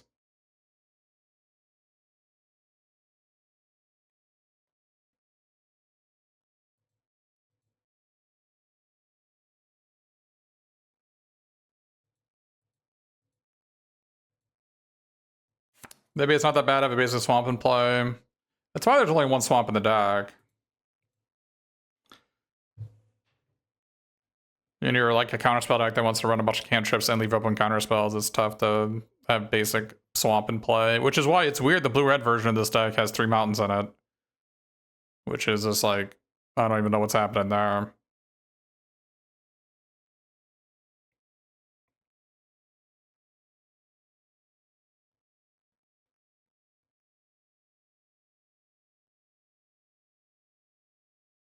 Enemy disconnected if you're wondering.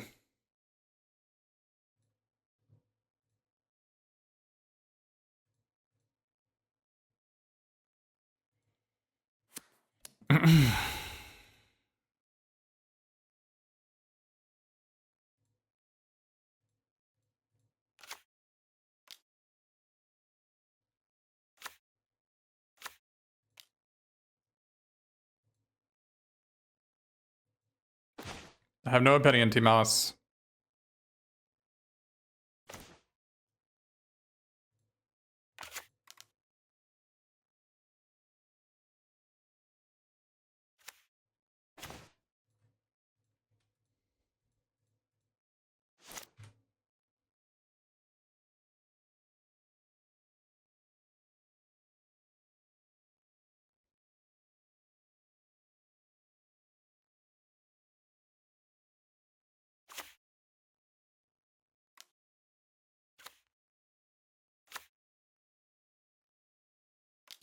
It's a lot of those.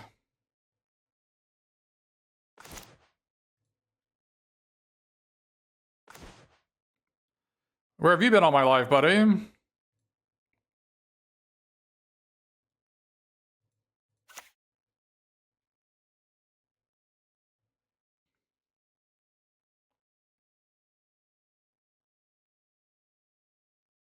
I should probably brainstorm when there's now, so they can't Hydroblast me or Pyroblast me, whatever.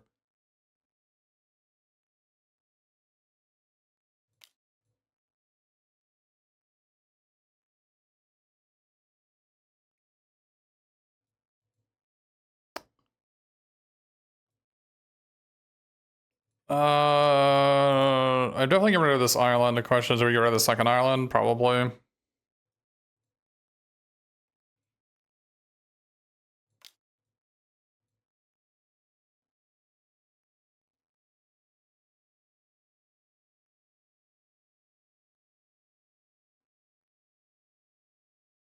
I'm not sure this is better than a land, but probably is.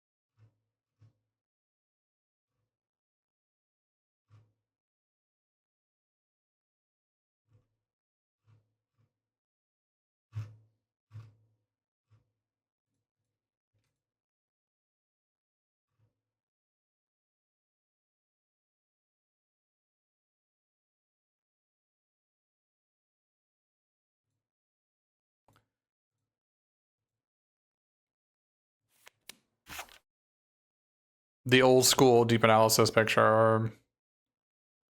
The specimen seems to be broken. That's Masticore, if you're wondering.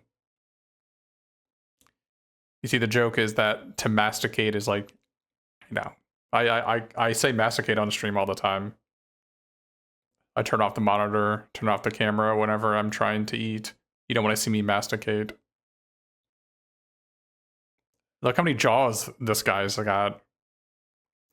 Is divest playable in this deck sideboard? I'm having trouble. You don't really want 1-for-1 limited removal that's only playable on turn 3 afterwards.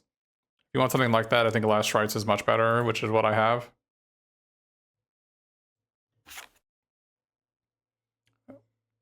I think more people in Pauper just need to be playing this card. I think this card's absurd.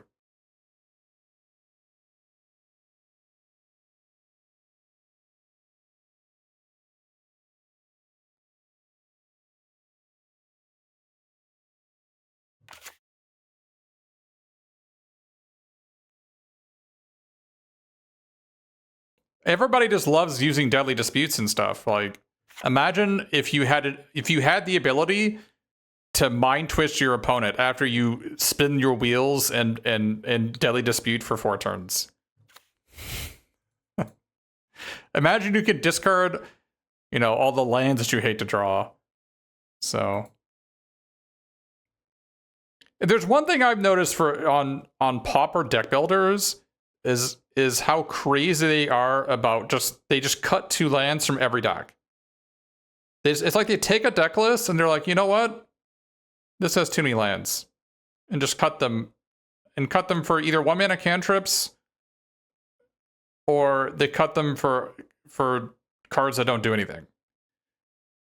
Even worse is they're like, even after I cut 2 lands, you know what? I still think I have too many lands. But I have some reason left in me. And so I'll just take out a basic land for a cycling land. Like, you'll see these mono white or mono red aggro decks. They have like Forgotten Caves or Secluded Steppes. So like, because, you know, 17 lands, you know, I still get flooded. So I'll play Secluded Steppe.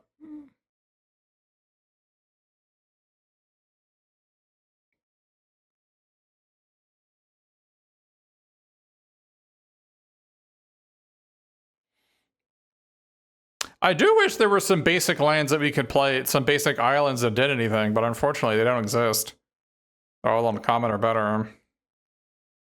Black gets to have like Witch's Cottage, which is pretty sweet. Green gets to have Colony Garden.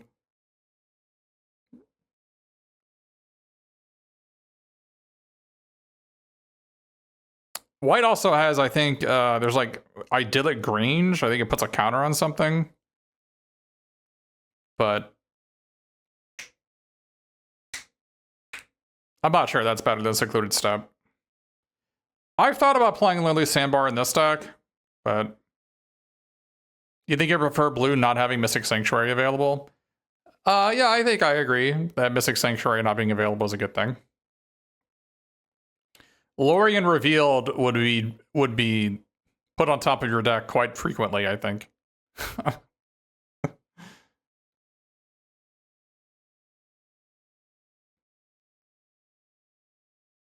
Yeah, I don't know what you want Divest against, but you have to understand this deck has 1 basic swamp in it. So I don't know what turn you're planning on catching Divest. Turn 3 is generally the earliest you have black mana available. And by then, you probably don't want Divest.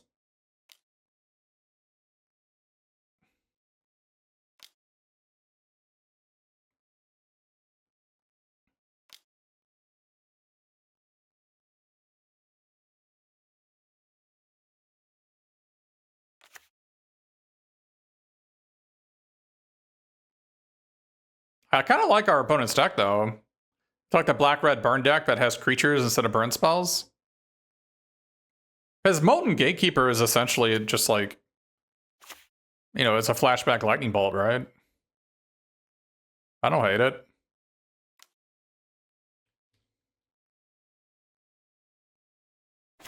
No, they could have gotten back their snacker there. Maybe they have other plans for that blood token.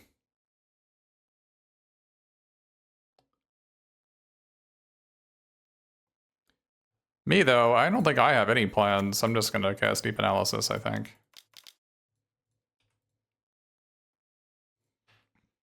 Okay.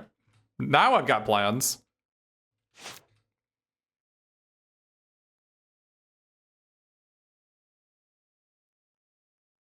I've got big plans.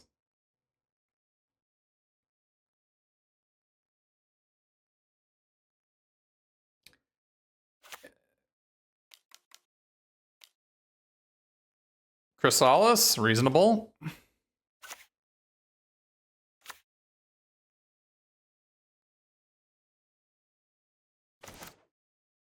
Dies a Snuff Out, though. So if we play Snuff Out, then we have a mana available to cast our Tolarian Terror.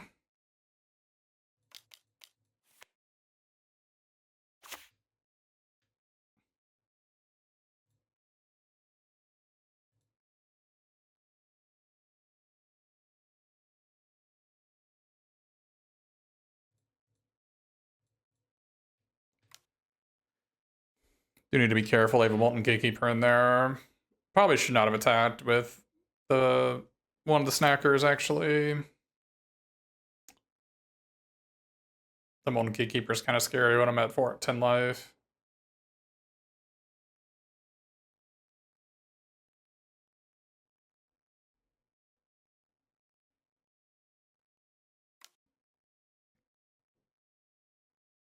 Uh-oh.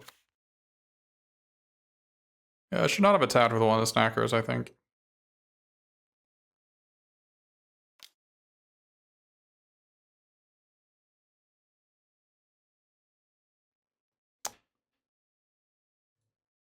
This is terrifying.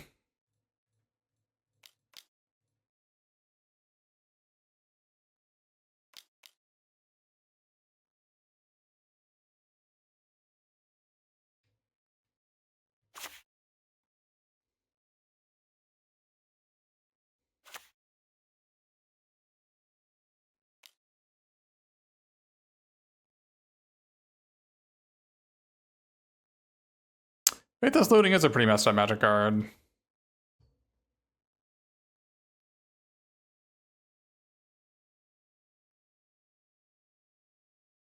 This Gatekeeper's been kind of troubling. Why doesn't the Black-Red Burn deck play Molten Gatekeeper? It runs a bunch of, like, Lava Spikes instead of Molten Gatekeepers.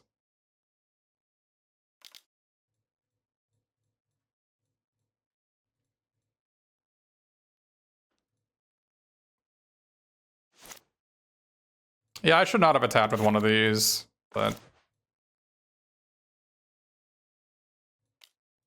I need to try draw Unexpected Fangs.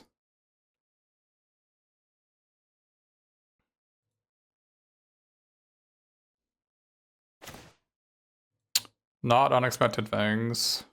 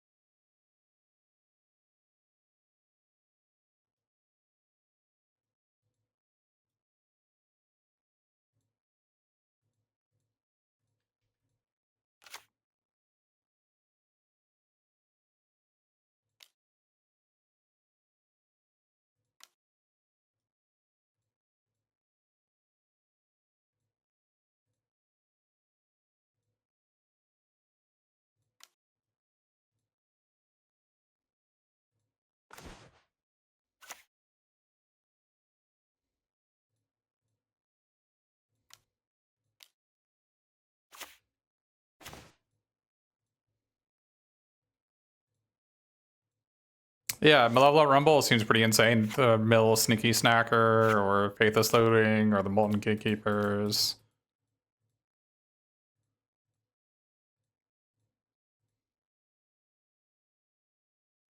Two Fiery Tempers and I'm dead?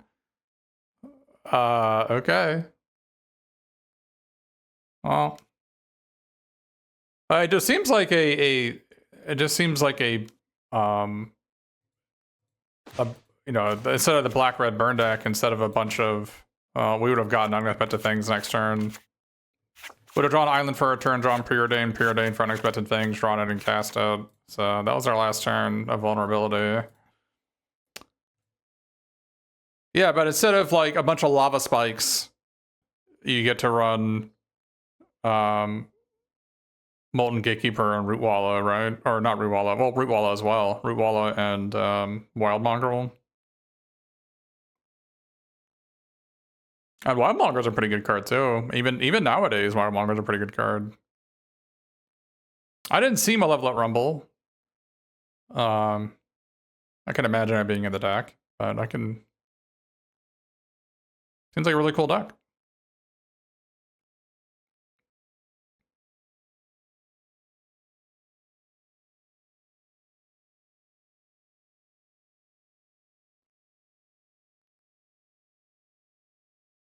I mean, Mongrel doesn't mess around. Like, that guy hits hard, and he can't be snuffed out, which is a big deal. You like how Writhing Chrysalis has no meaningful synergy in the deck? Well, no, it does have synergy. It's 3 creatures for Molten Gatekeeper, right? But I also saw Bitter Reunion, right?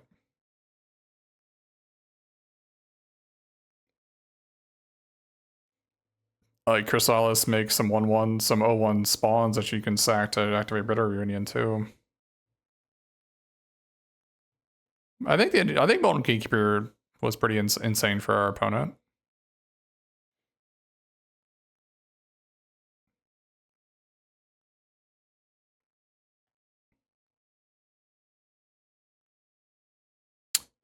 I do think the deck is a little bit reliant on Faithless Looting, but I think it's fine. Faithless Looting is a pretty busted card.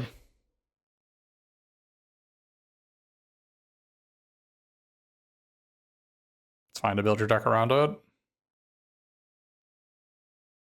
Yeah, enemies deck look really good for sure. What I like about Malevolent Rumble is that if you run permanent sideboard cards, it lets you draw your sideboard cards really frequently. Another Foreboding Landscape. I'm not sure this is better than a cantrip, honestly. I don't know if it's been better than a Preordain or Consider or whatever. It's the card I'm least sure about in the deck.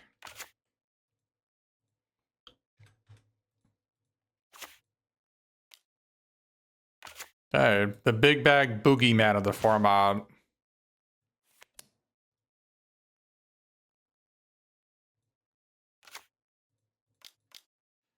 The evil Blood Fountain Vault Whisper deck.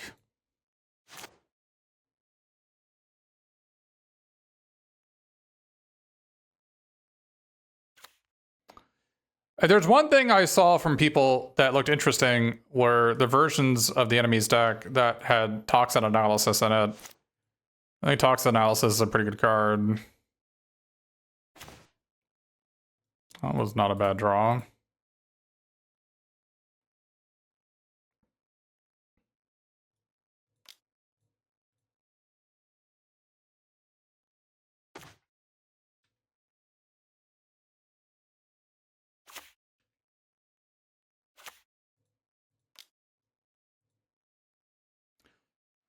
They should probably cast our Deadly Dispute now if they haven't. They're gonna regret not casting it now. But they don't even have it?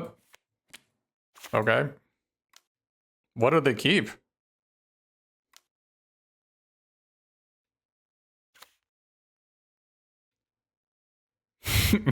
I'm curious as to what hand they kept.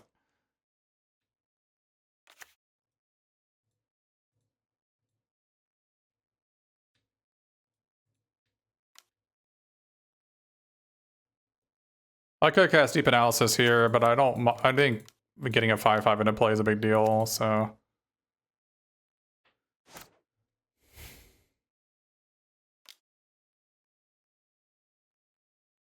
I wish our Thought Scour, if it had hit spells, we would be able to play like Terror and something else this turn. But the thing is, Thoughtcast is actually so outclassed. Like 1 mana draw 2. It's actually so outclassed by so many cards. Like I'm not even sure Thoughtcast is better than something like Modern Age or Deep Analysis or Lórien Revealed or any of those cards that are draw 2 split cards type deal. I think there hasn't been much innovation when it comes to Grixis Affinity, and I think that there is a lot of room for innovation in that deck.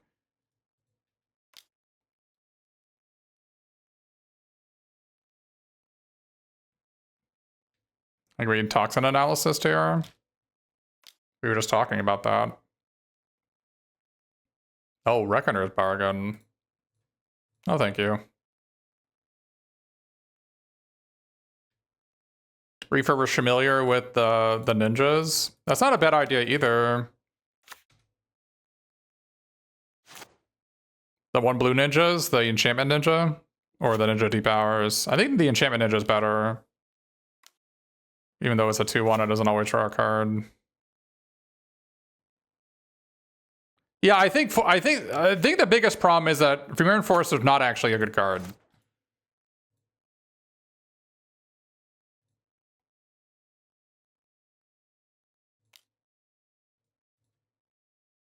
Enchantment?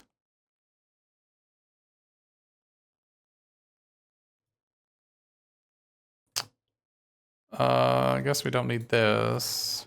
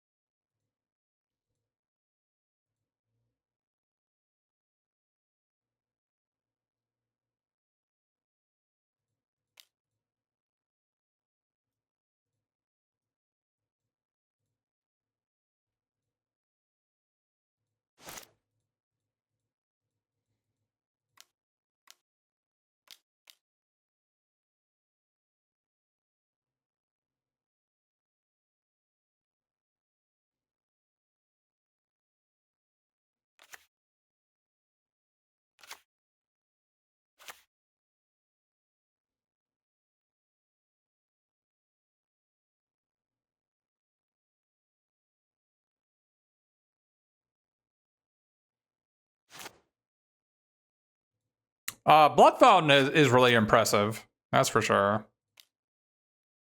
I guess we just deep analysis first, looking for Snuff Out.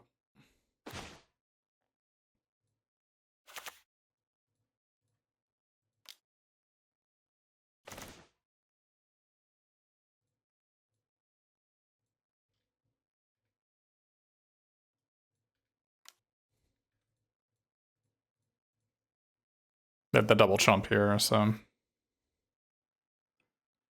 it might be better to attack first because I get my guy back. Oh, the ping. But I mean, I guess if I cast my card draw spells, I can win on the spot.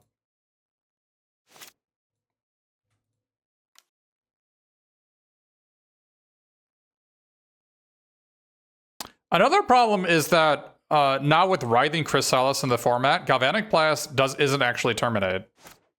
All right, I think Mirror Enforcer is really bad, and that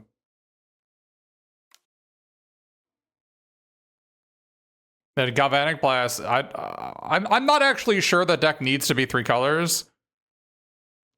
And certainly the lack of basics is deeply troubling.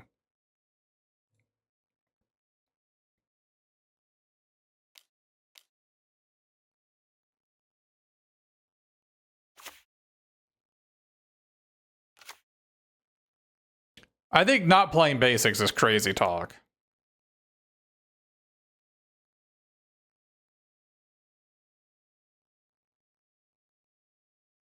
You think the white-black Glinthawk deck is better? Yeah. Somebody in chat was talking about using the ninjas. I'm not sure ninjas are better than Glinthawk or Core Skyfisher. I think that's a good point.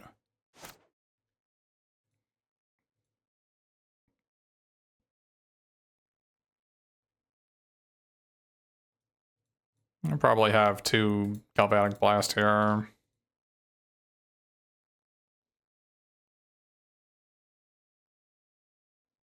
I think if they just blast my guy, let it happen, and just rebuy both my snackers and go to next turn.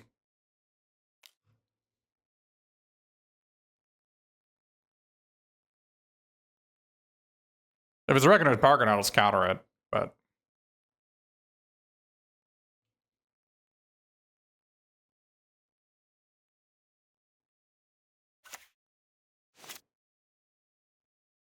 But yeah, so Kitakami, if you weren't familiar, Toxin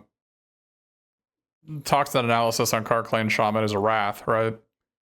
So that is kind of attractive.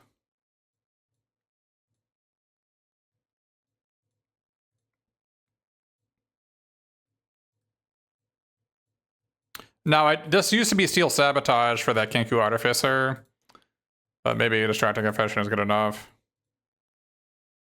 Although I don't know what I want to take out. Well, I think all my cards are pretty good against them, which is, you know, the reason to play this deck is that I think against a lot of decks in the format, you don't even really have to sideboard.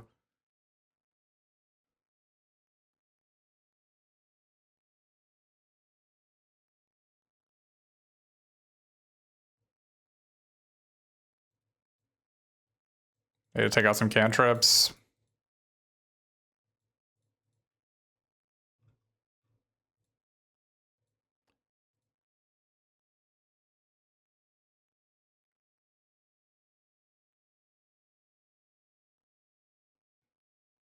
I'm not sure I actually need 2 Unexpected Fangs against them. I do like it, but I'm not sure it's necessary.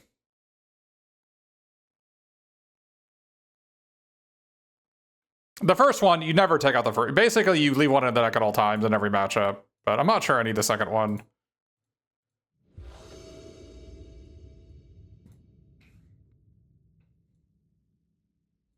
The problem is, if you're trying to be 3-color in Affinity, is that 3-color, there's almost no 3-color decks in Pauper, and there's a reason for that. It's because it is really, really, really hard to get your mana to work without fetch lands. Especially if you're not running like land cyclers. Like, trying to just run basics is craziness.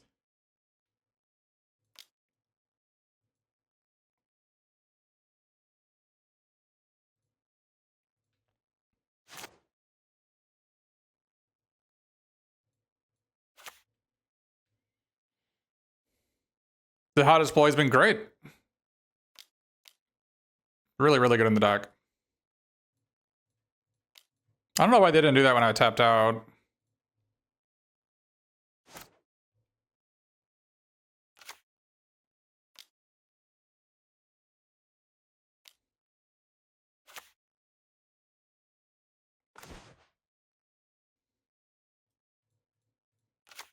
See, Dihada's Ploy is great.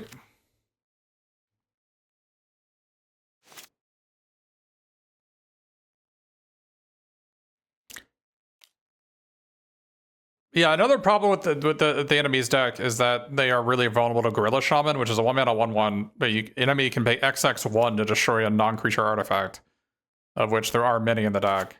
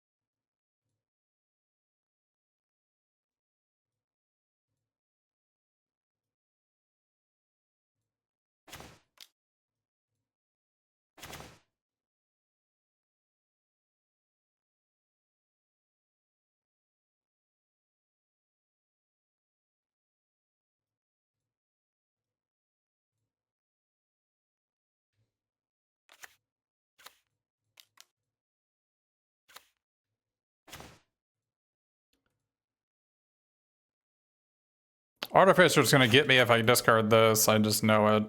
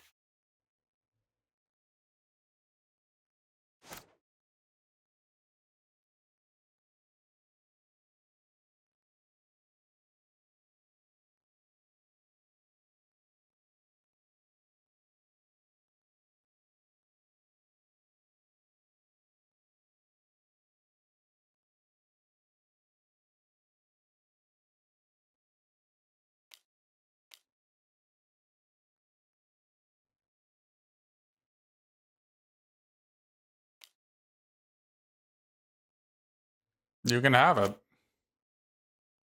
They always have that card. I'm not really sure why, but they do always have it.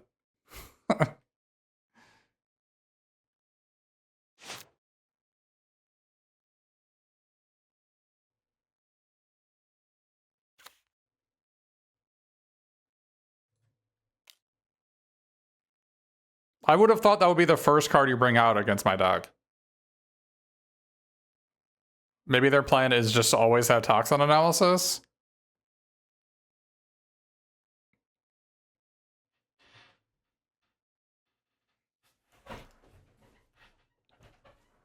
Pauper's a wild format. Brainstorm totally fine. Prophetic Prism, no shot. Prophetic Prism is more of a victim of Tron, really. Well, they do have Toxin Analysis. I mean, at worst, this is a card, right? So I can just counter it. It's fine.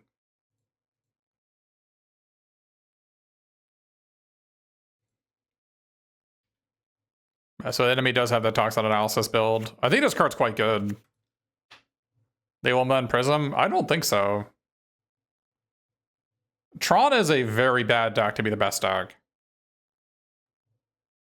And there are a lot of options to defeat Tron, but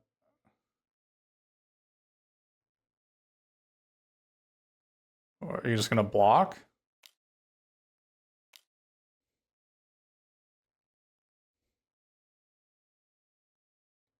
Okay.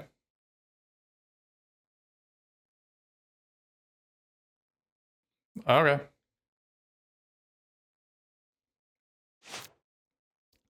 Question is, do I cycle the Spellbomb here? Oh, man. I think I have to. It's not gonna get better than this, really.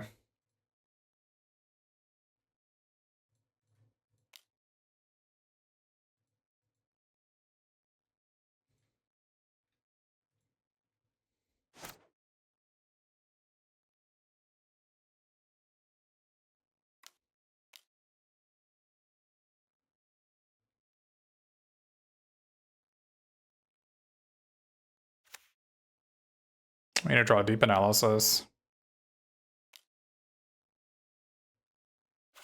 They always have that card too.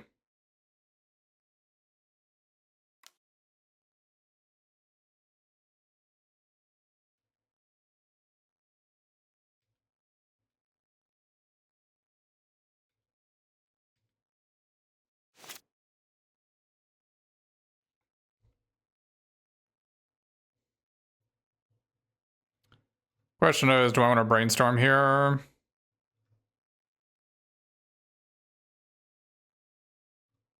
I need to actually get something done here.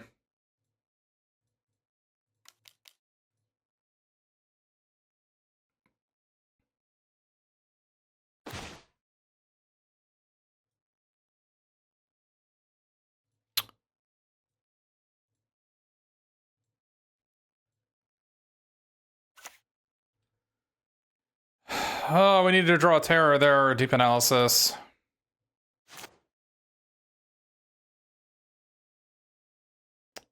That is a guy.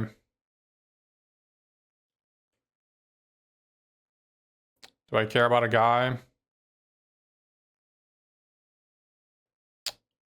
Think another Blood Fountain over Wellspring is probably a better card to counter. Considering I've got a Distracted Confession in my hand.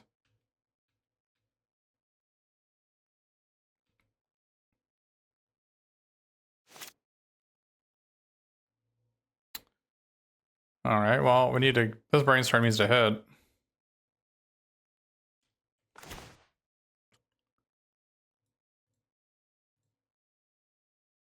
It sort of hit. It hit a draw 3. I'm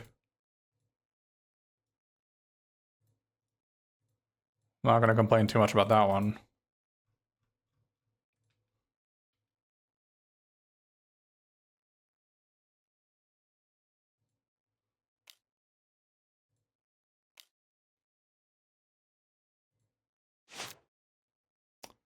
Alright.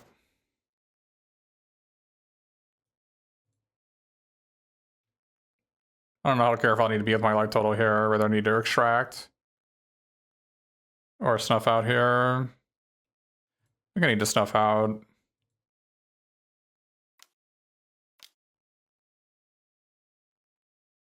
Oh, they had that too? Damn.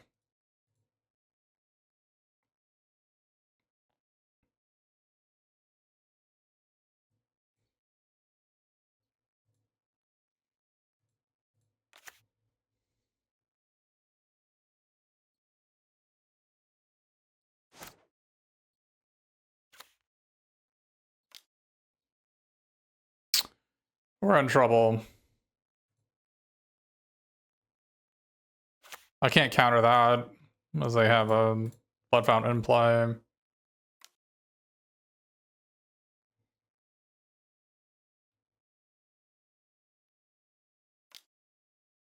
Well, they want to get rid of it.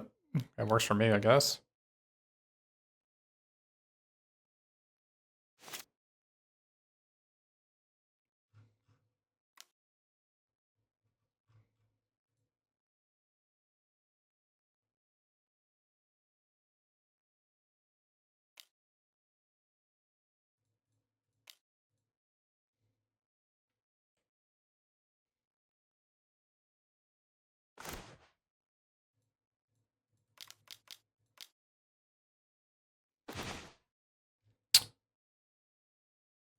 I'm probably dead now.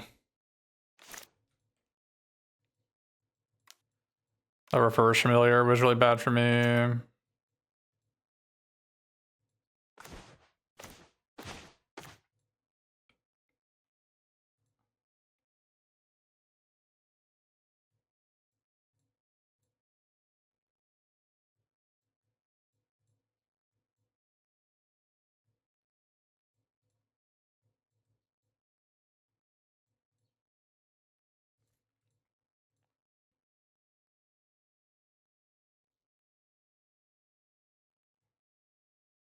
Is a Snuff Out better than a Cast Down here?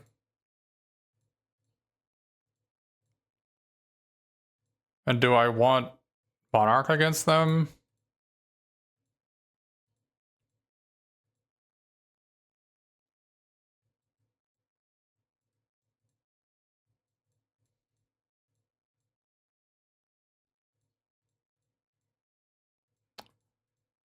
Hydro. Well, first of all, I don't think Kark is very good.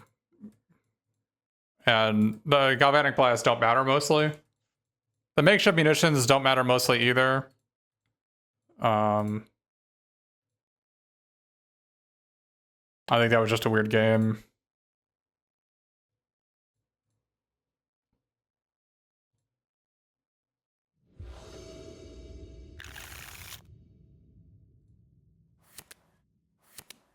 Much worse than Thought Scour here.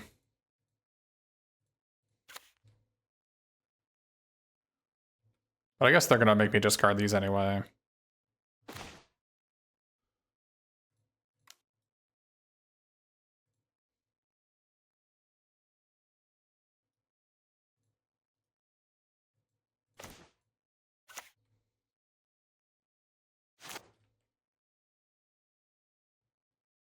The Ancient Munitions mostly doesn't matter.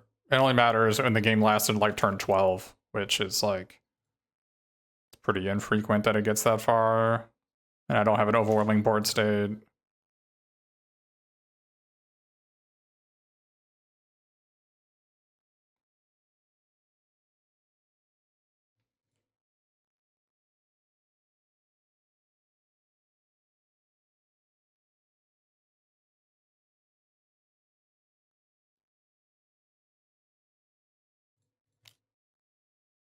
I really want to hit Modern Age here.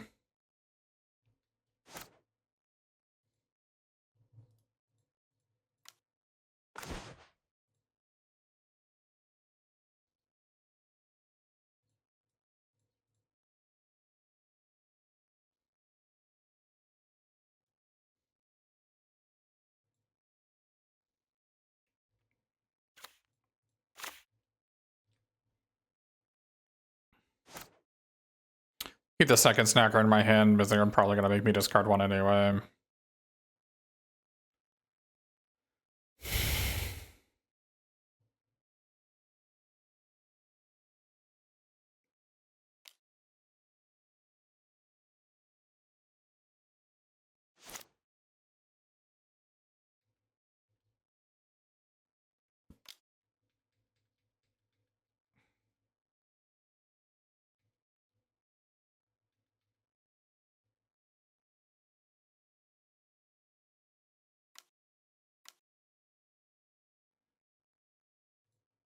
I would counter anything.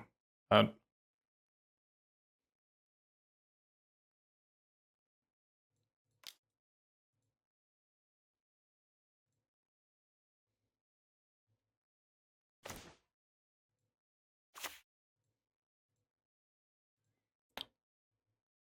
I think I want to attack for 2 here. The question is, do I want to cast Deep Analysis or do I want to cast Terror?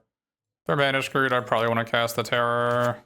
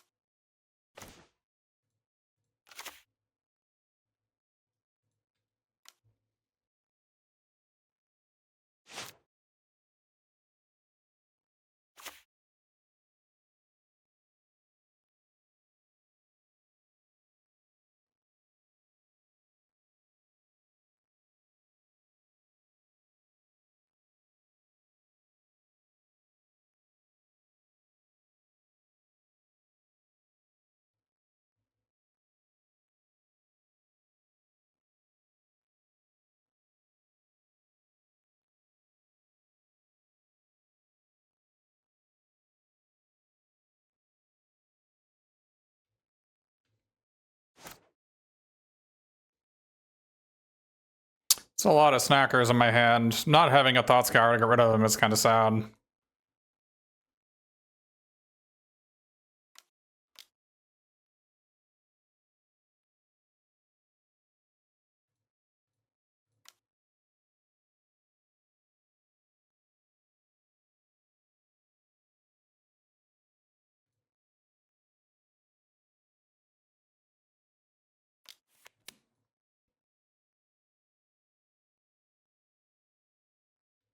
Okay.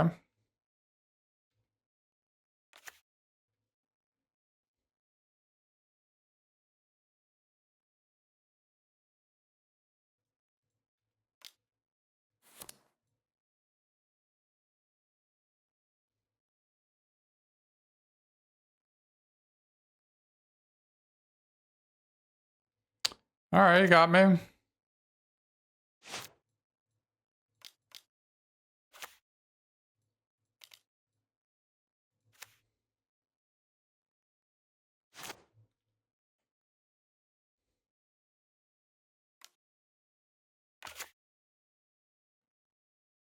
Okay, that's not good.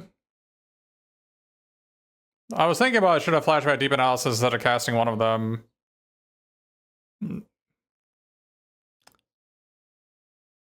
I was thinking about that. Now I'm regretting my choice.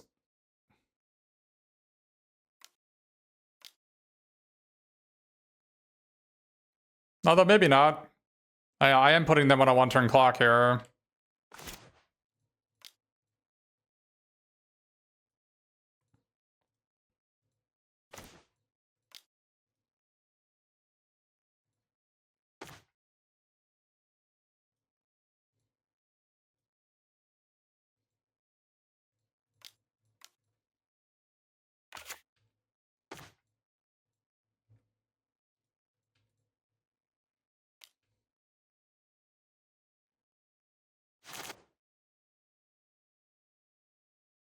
I would have liked my spot a lot more, I think, if they were at 7 and I had 2 more cards, but...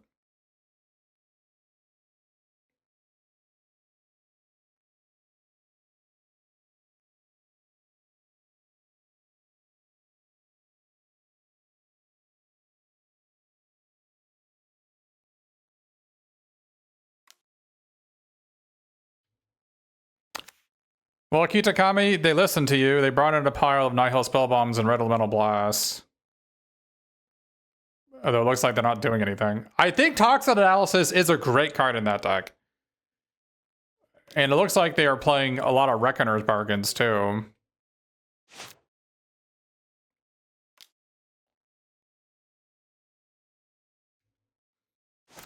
That's a lot of those.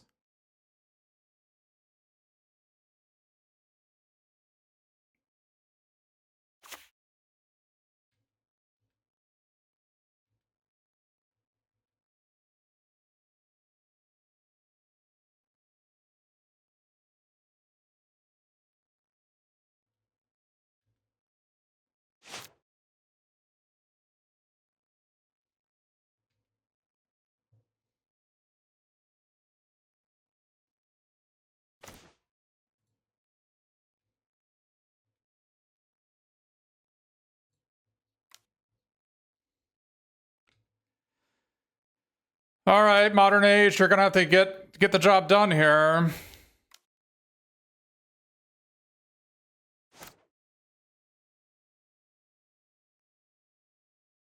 Do I let them have this?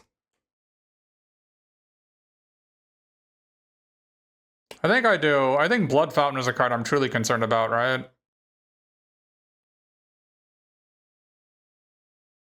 Although they need another land for Blood Fountain to be good. I guess we can counter this.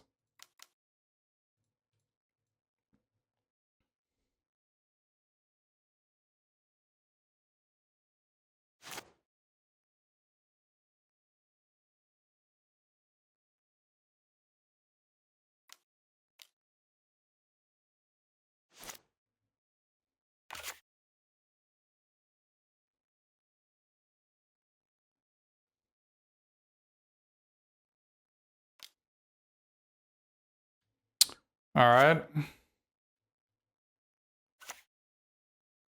They have Reaper Familiar, I'm dead.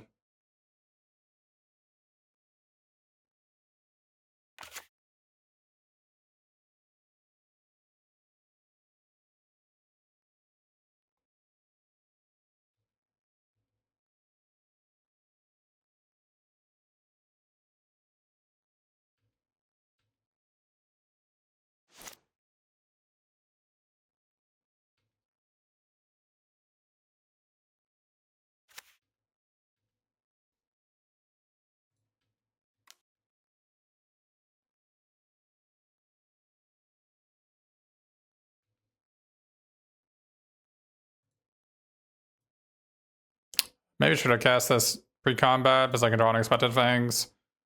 I think I need to do this now.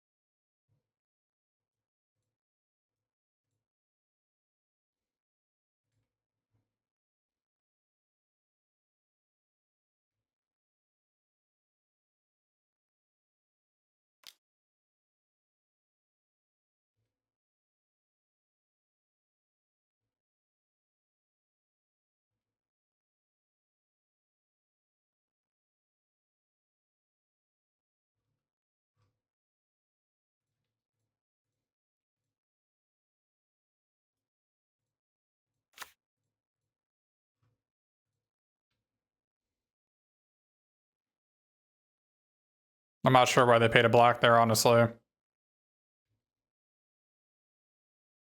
They could have used Blood Fountain, but...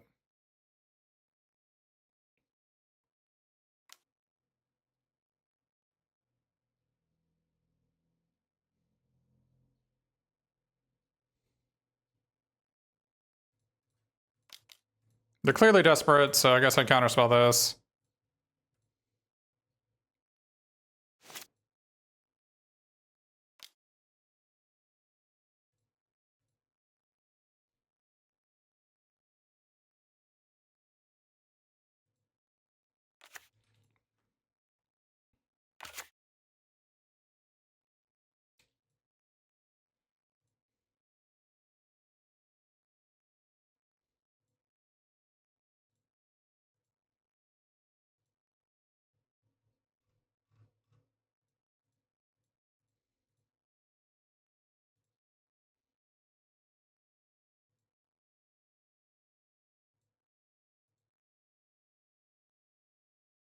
Look at the Snuff Outs aren't that good in this matchup, so maybe I should go down to like 1 or 2 of them. I do have Extract to Confession to kill this guy.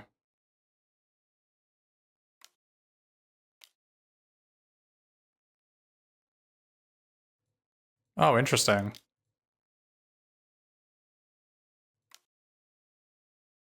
Okay. That is a reasonable line to have. Now, if we draw Nihil Spellbomb, we win. That's not a bad one either.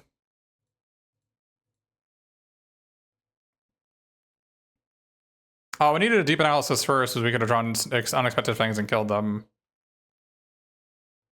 Whoops. Well, I always forget I have one of those in my deck.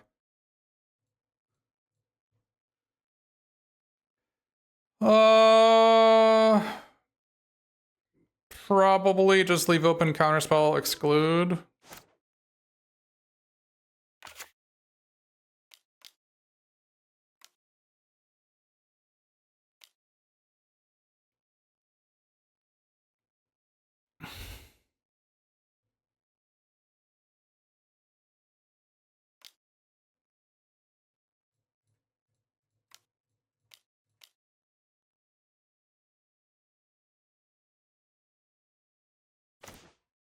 Ah ha ha ha.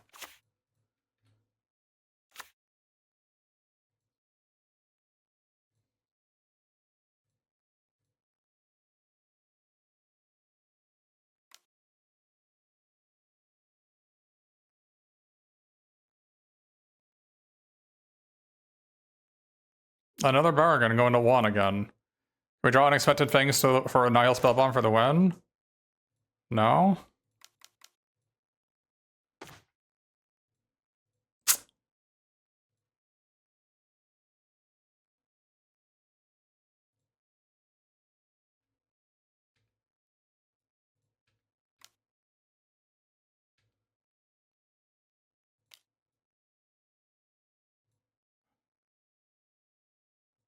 Leave open Counterspell or cast Tolarian Terror? I think I'll leave open Counterspell, right? To Counterspell another Blood Fountain. Oh, well, I guess a Blood Fountain isn't enough to win them the game, right? Like 1 to kill A, 4 to activate, 2 to play these 2. It actually wouldn't be enough.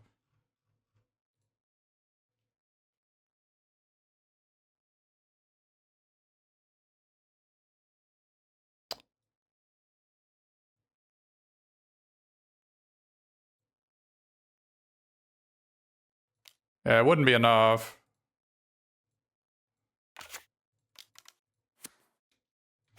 I wonder what they took out to fit all these cards in, to fit all these Nihil Spellbombs and Red Elemental Blast.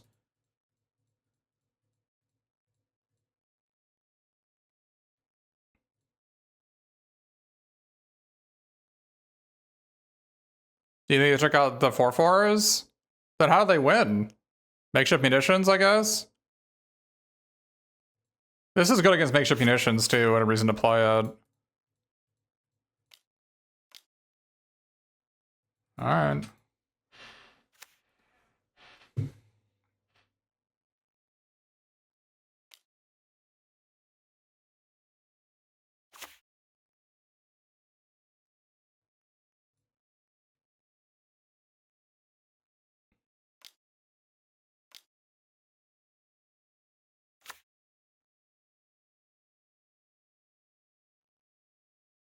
Can we draw a Nihil Spellbomb?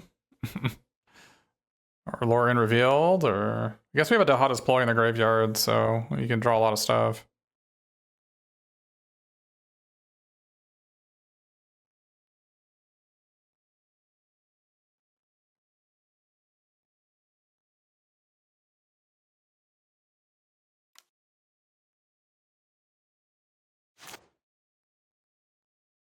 Is our hand just all lands? I don't understand. All lands and draw twos? Okay.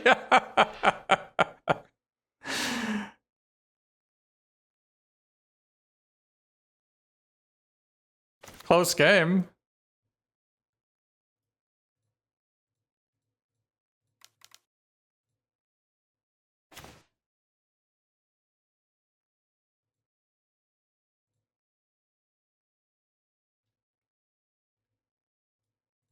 I guess Monarch is good against them, the way they built their deck. Wow. Okay. Hey, I guess I do want Monarch against them, huh? Interesting. But yeah, you definitely want Nihil Spellbombs for that matchup. To stop their Blood Fountains from running you over. I like the Annul. But yeah, this is the deck. I'm still not... I don't know what the Foreboding Landscape... Like, this could just be a cantrip. I actually took out a cantrip for this Foreboding Landscape. I'm not sure it's better. It could just be a Preordain or a Thought Scour or a Consider. I'm not 100% on it. It actually used to be Suffocating Fumes. I used to have the Suffocating Fumes main deck. But I never cast Suffocating Fumes, so I ended up just taking it out. I played Suffocating Fumes main deck for 30 matches, and I did not cast, like, I didn't cast it a single time. So I'm like, okay, well, maybe it just shouldn't be in the deck. It does save a sideboard slot if it's in the main deck, but it does, like, I don't know, it's kind of weak. But maybe that's what it should be. Or maybe we just take out a basic island. We could have taken out a basic island for it. The deck, the mana base felt perfect, right? The mana base felt like, exactly what I wanted at all times. Yeah, we weren't mana screwed like a single game, even against the land destruction deck. We lost against the, the red-green aggro burn deck, which I guess could be a bad matchup if they draw Faithless. I think if they don't draw Faithless Looting, their deck doesn't function. But I think the games where they draw Faithless Looting are probably a dog.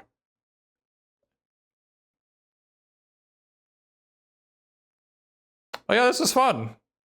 Thanks everybody for tuning in. If you like the list, don't forget to drop me a follow on Twitch or a subscription if you're on YouTube.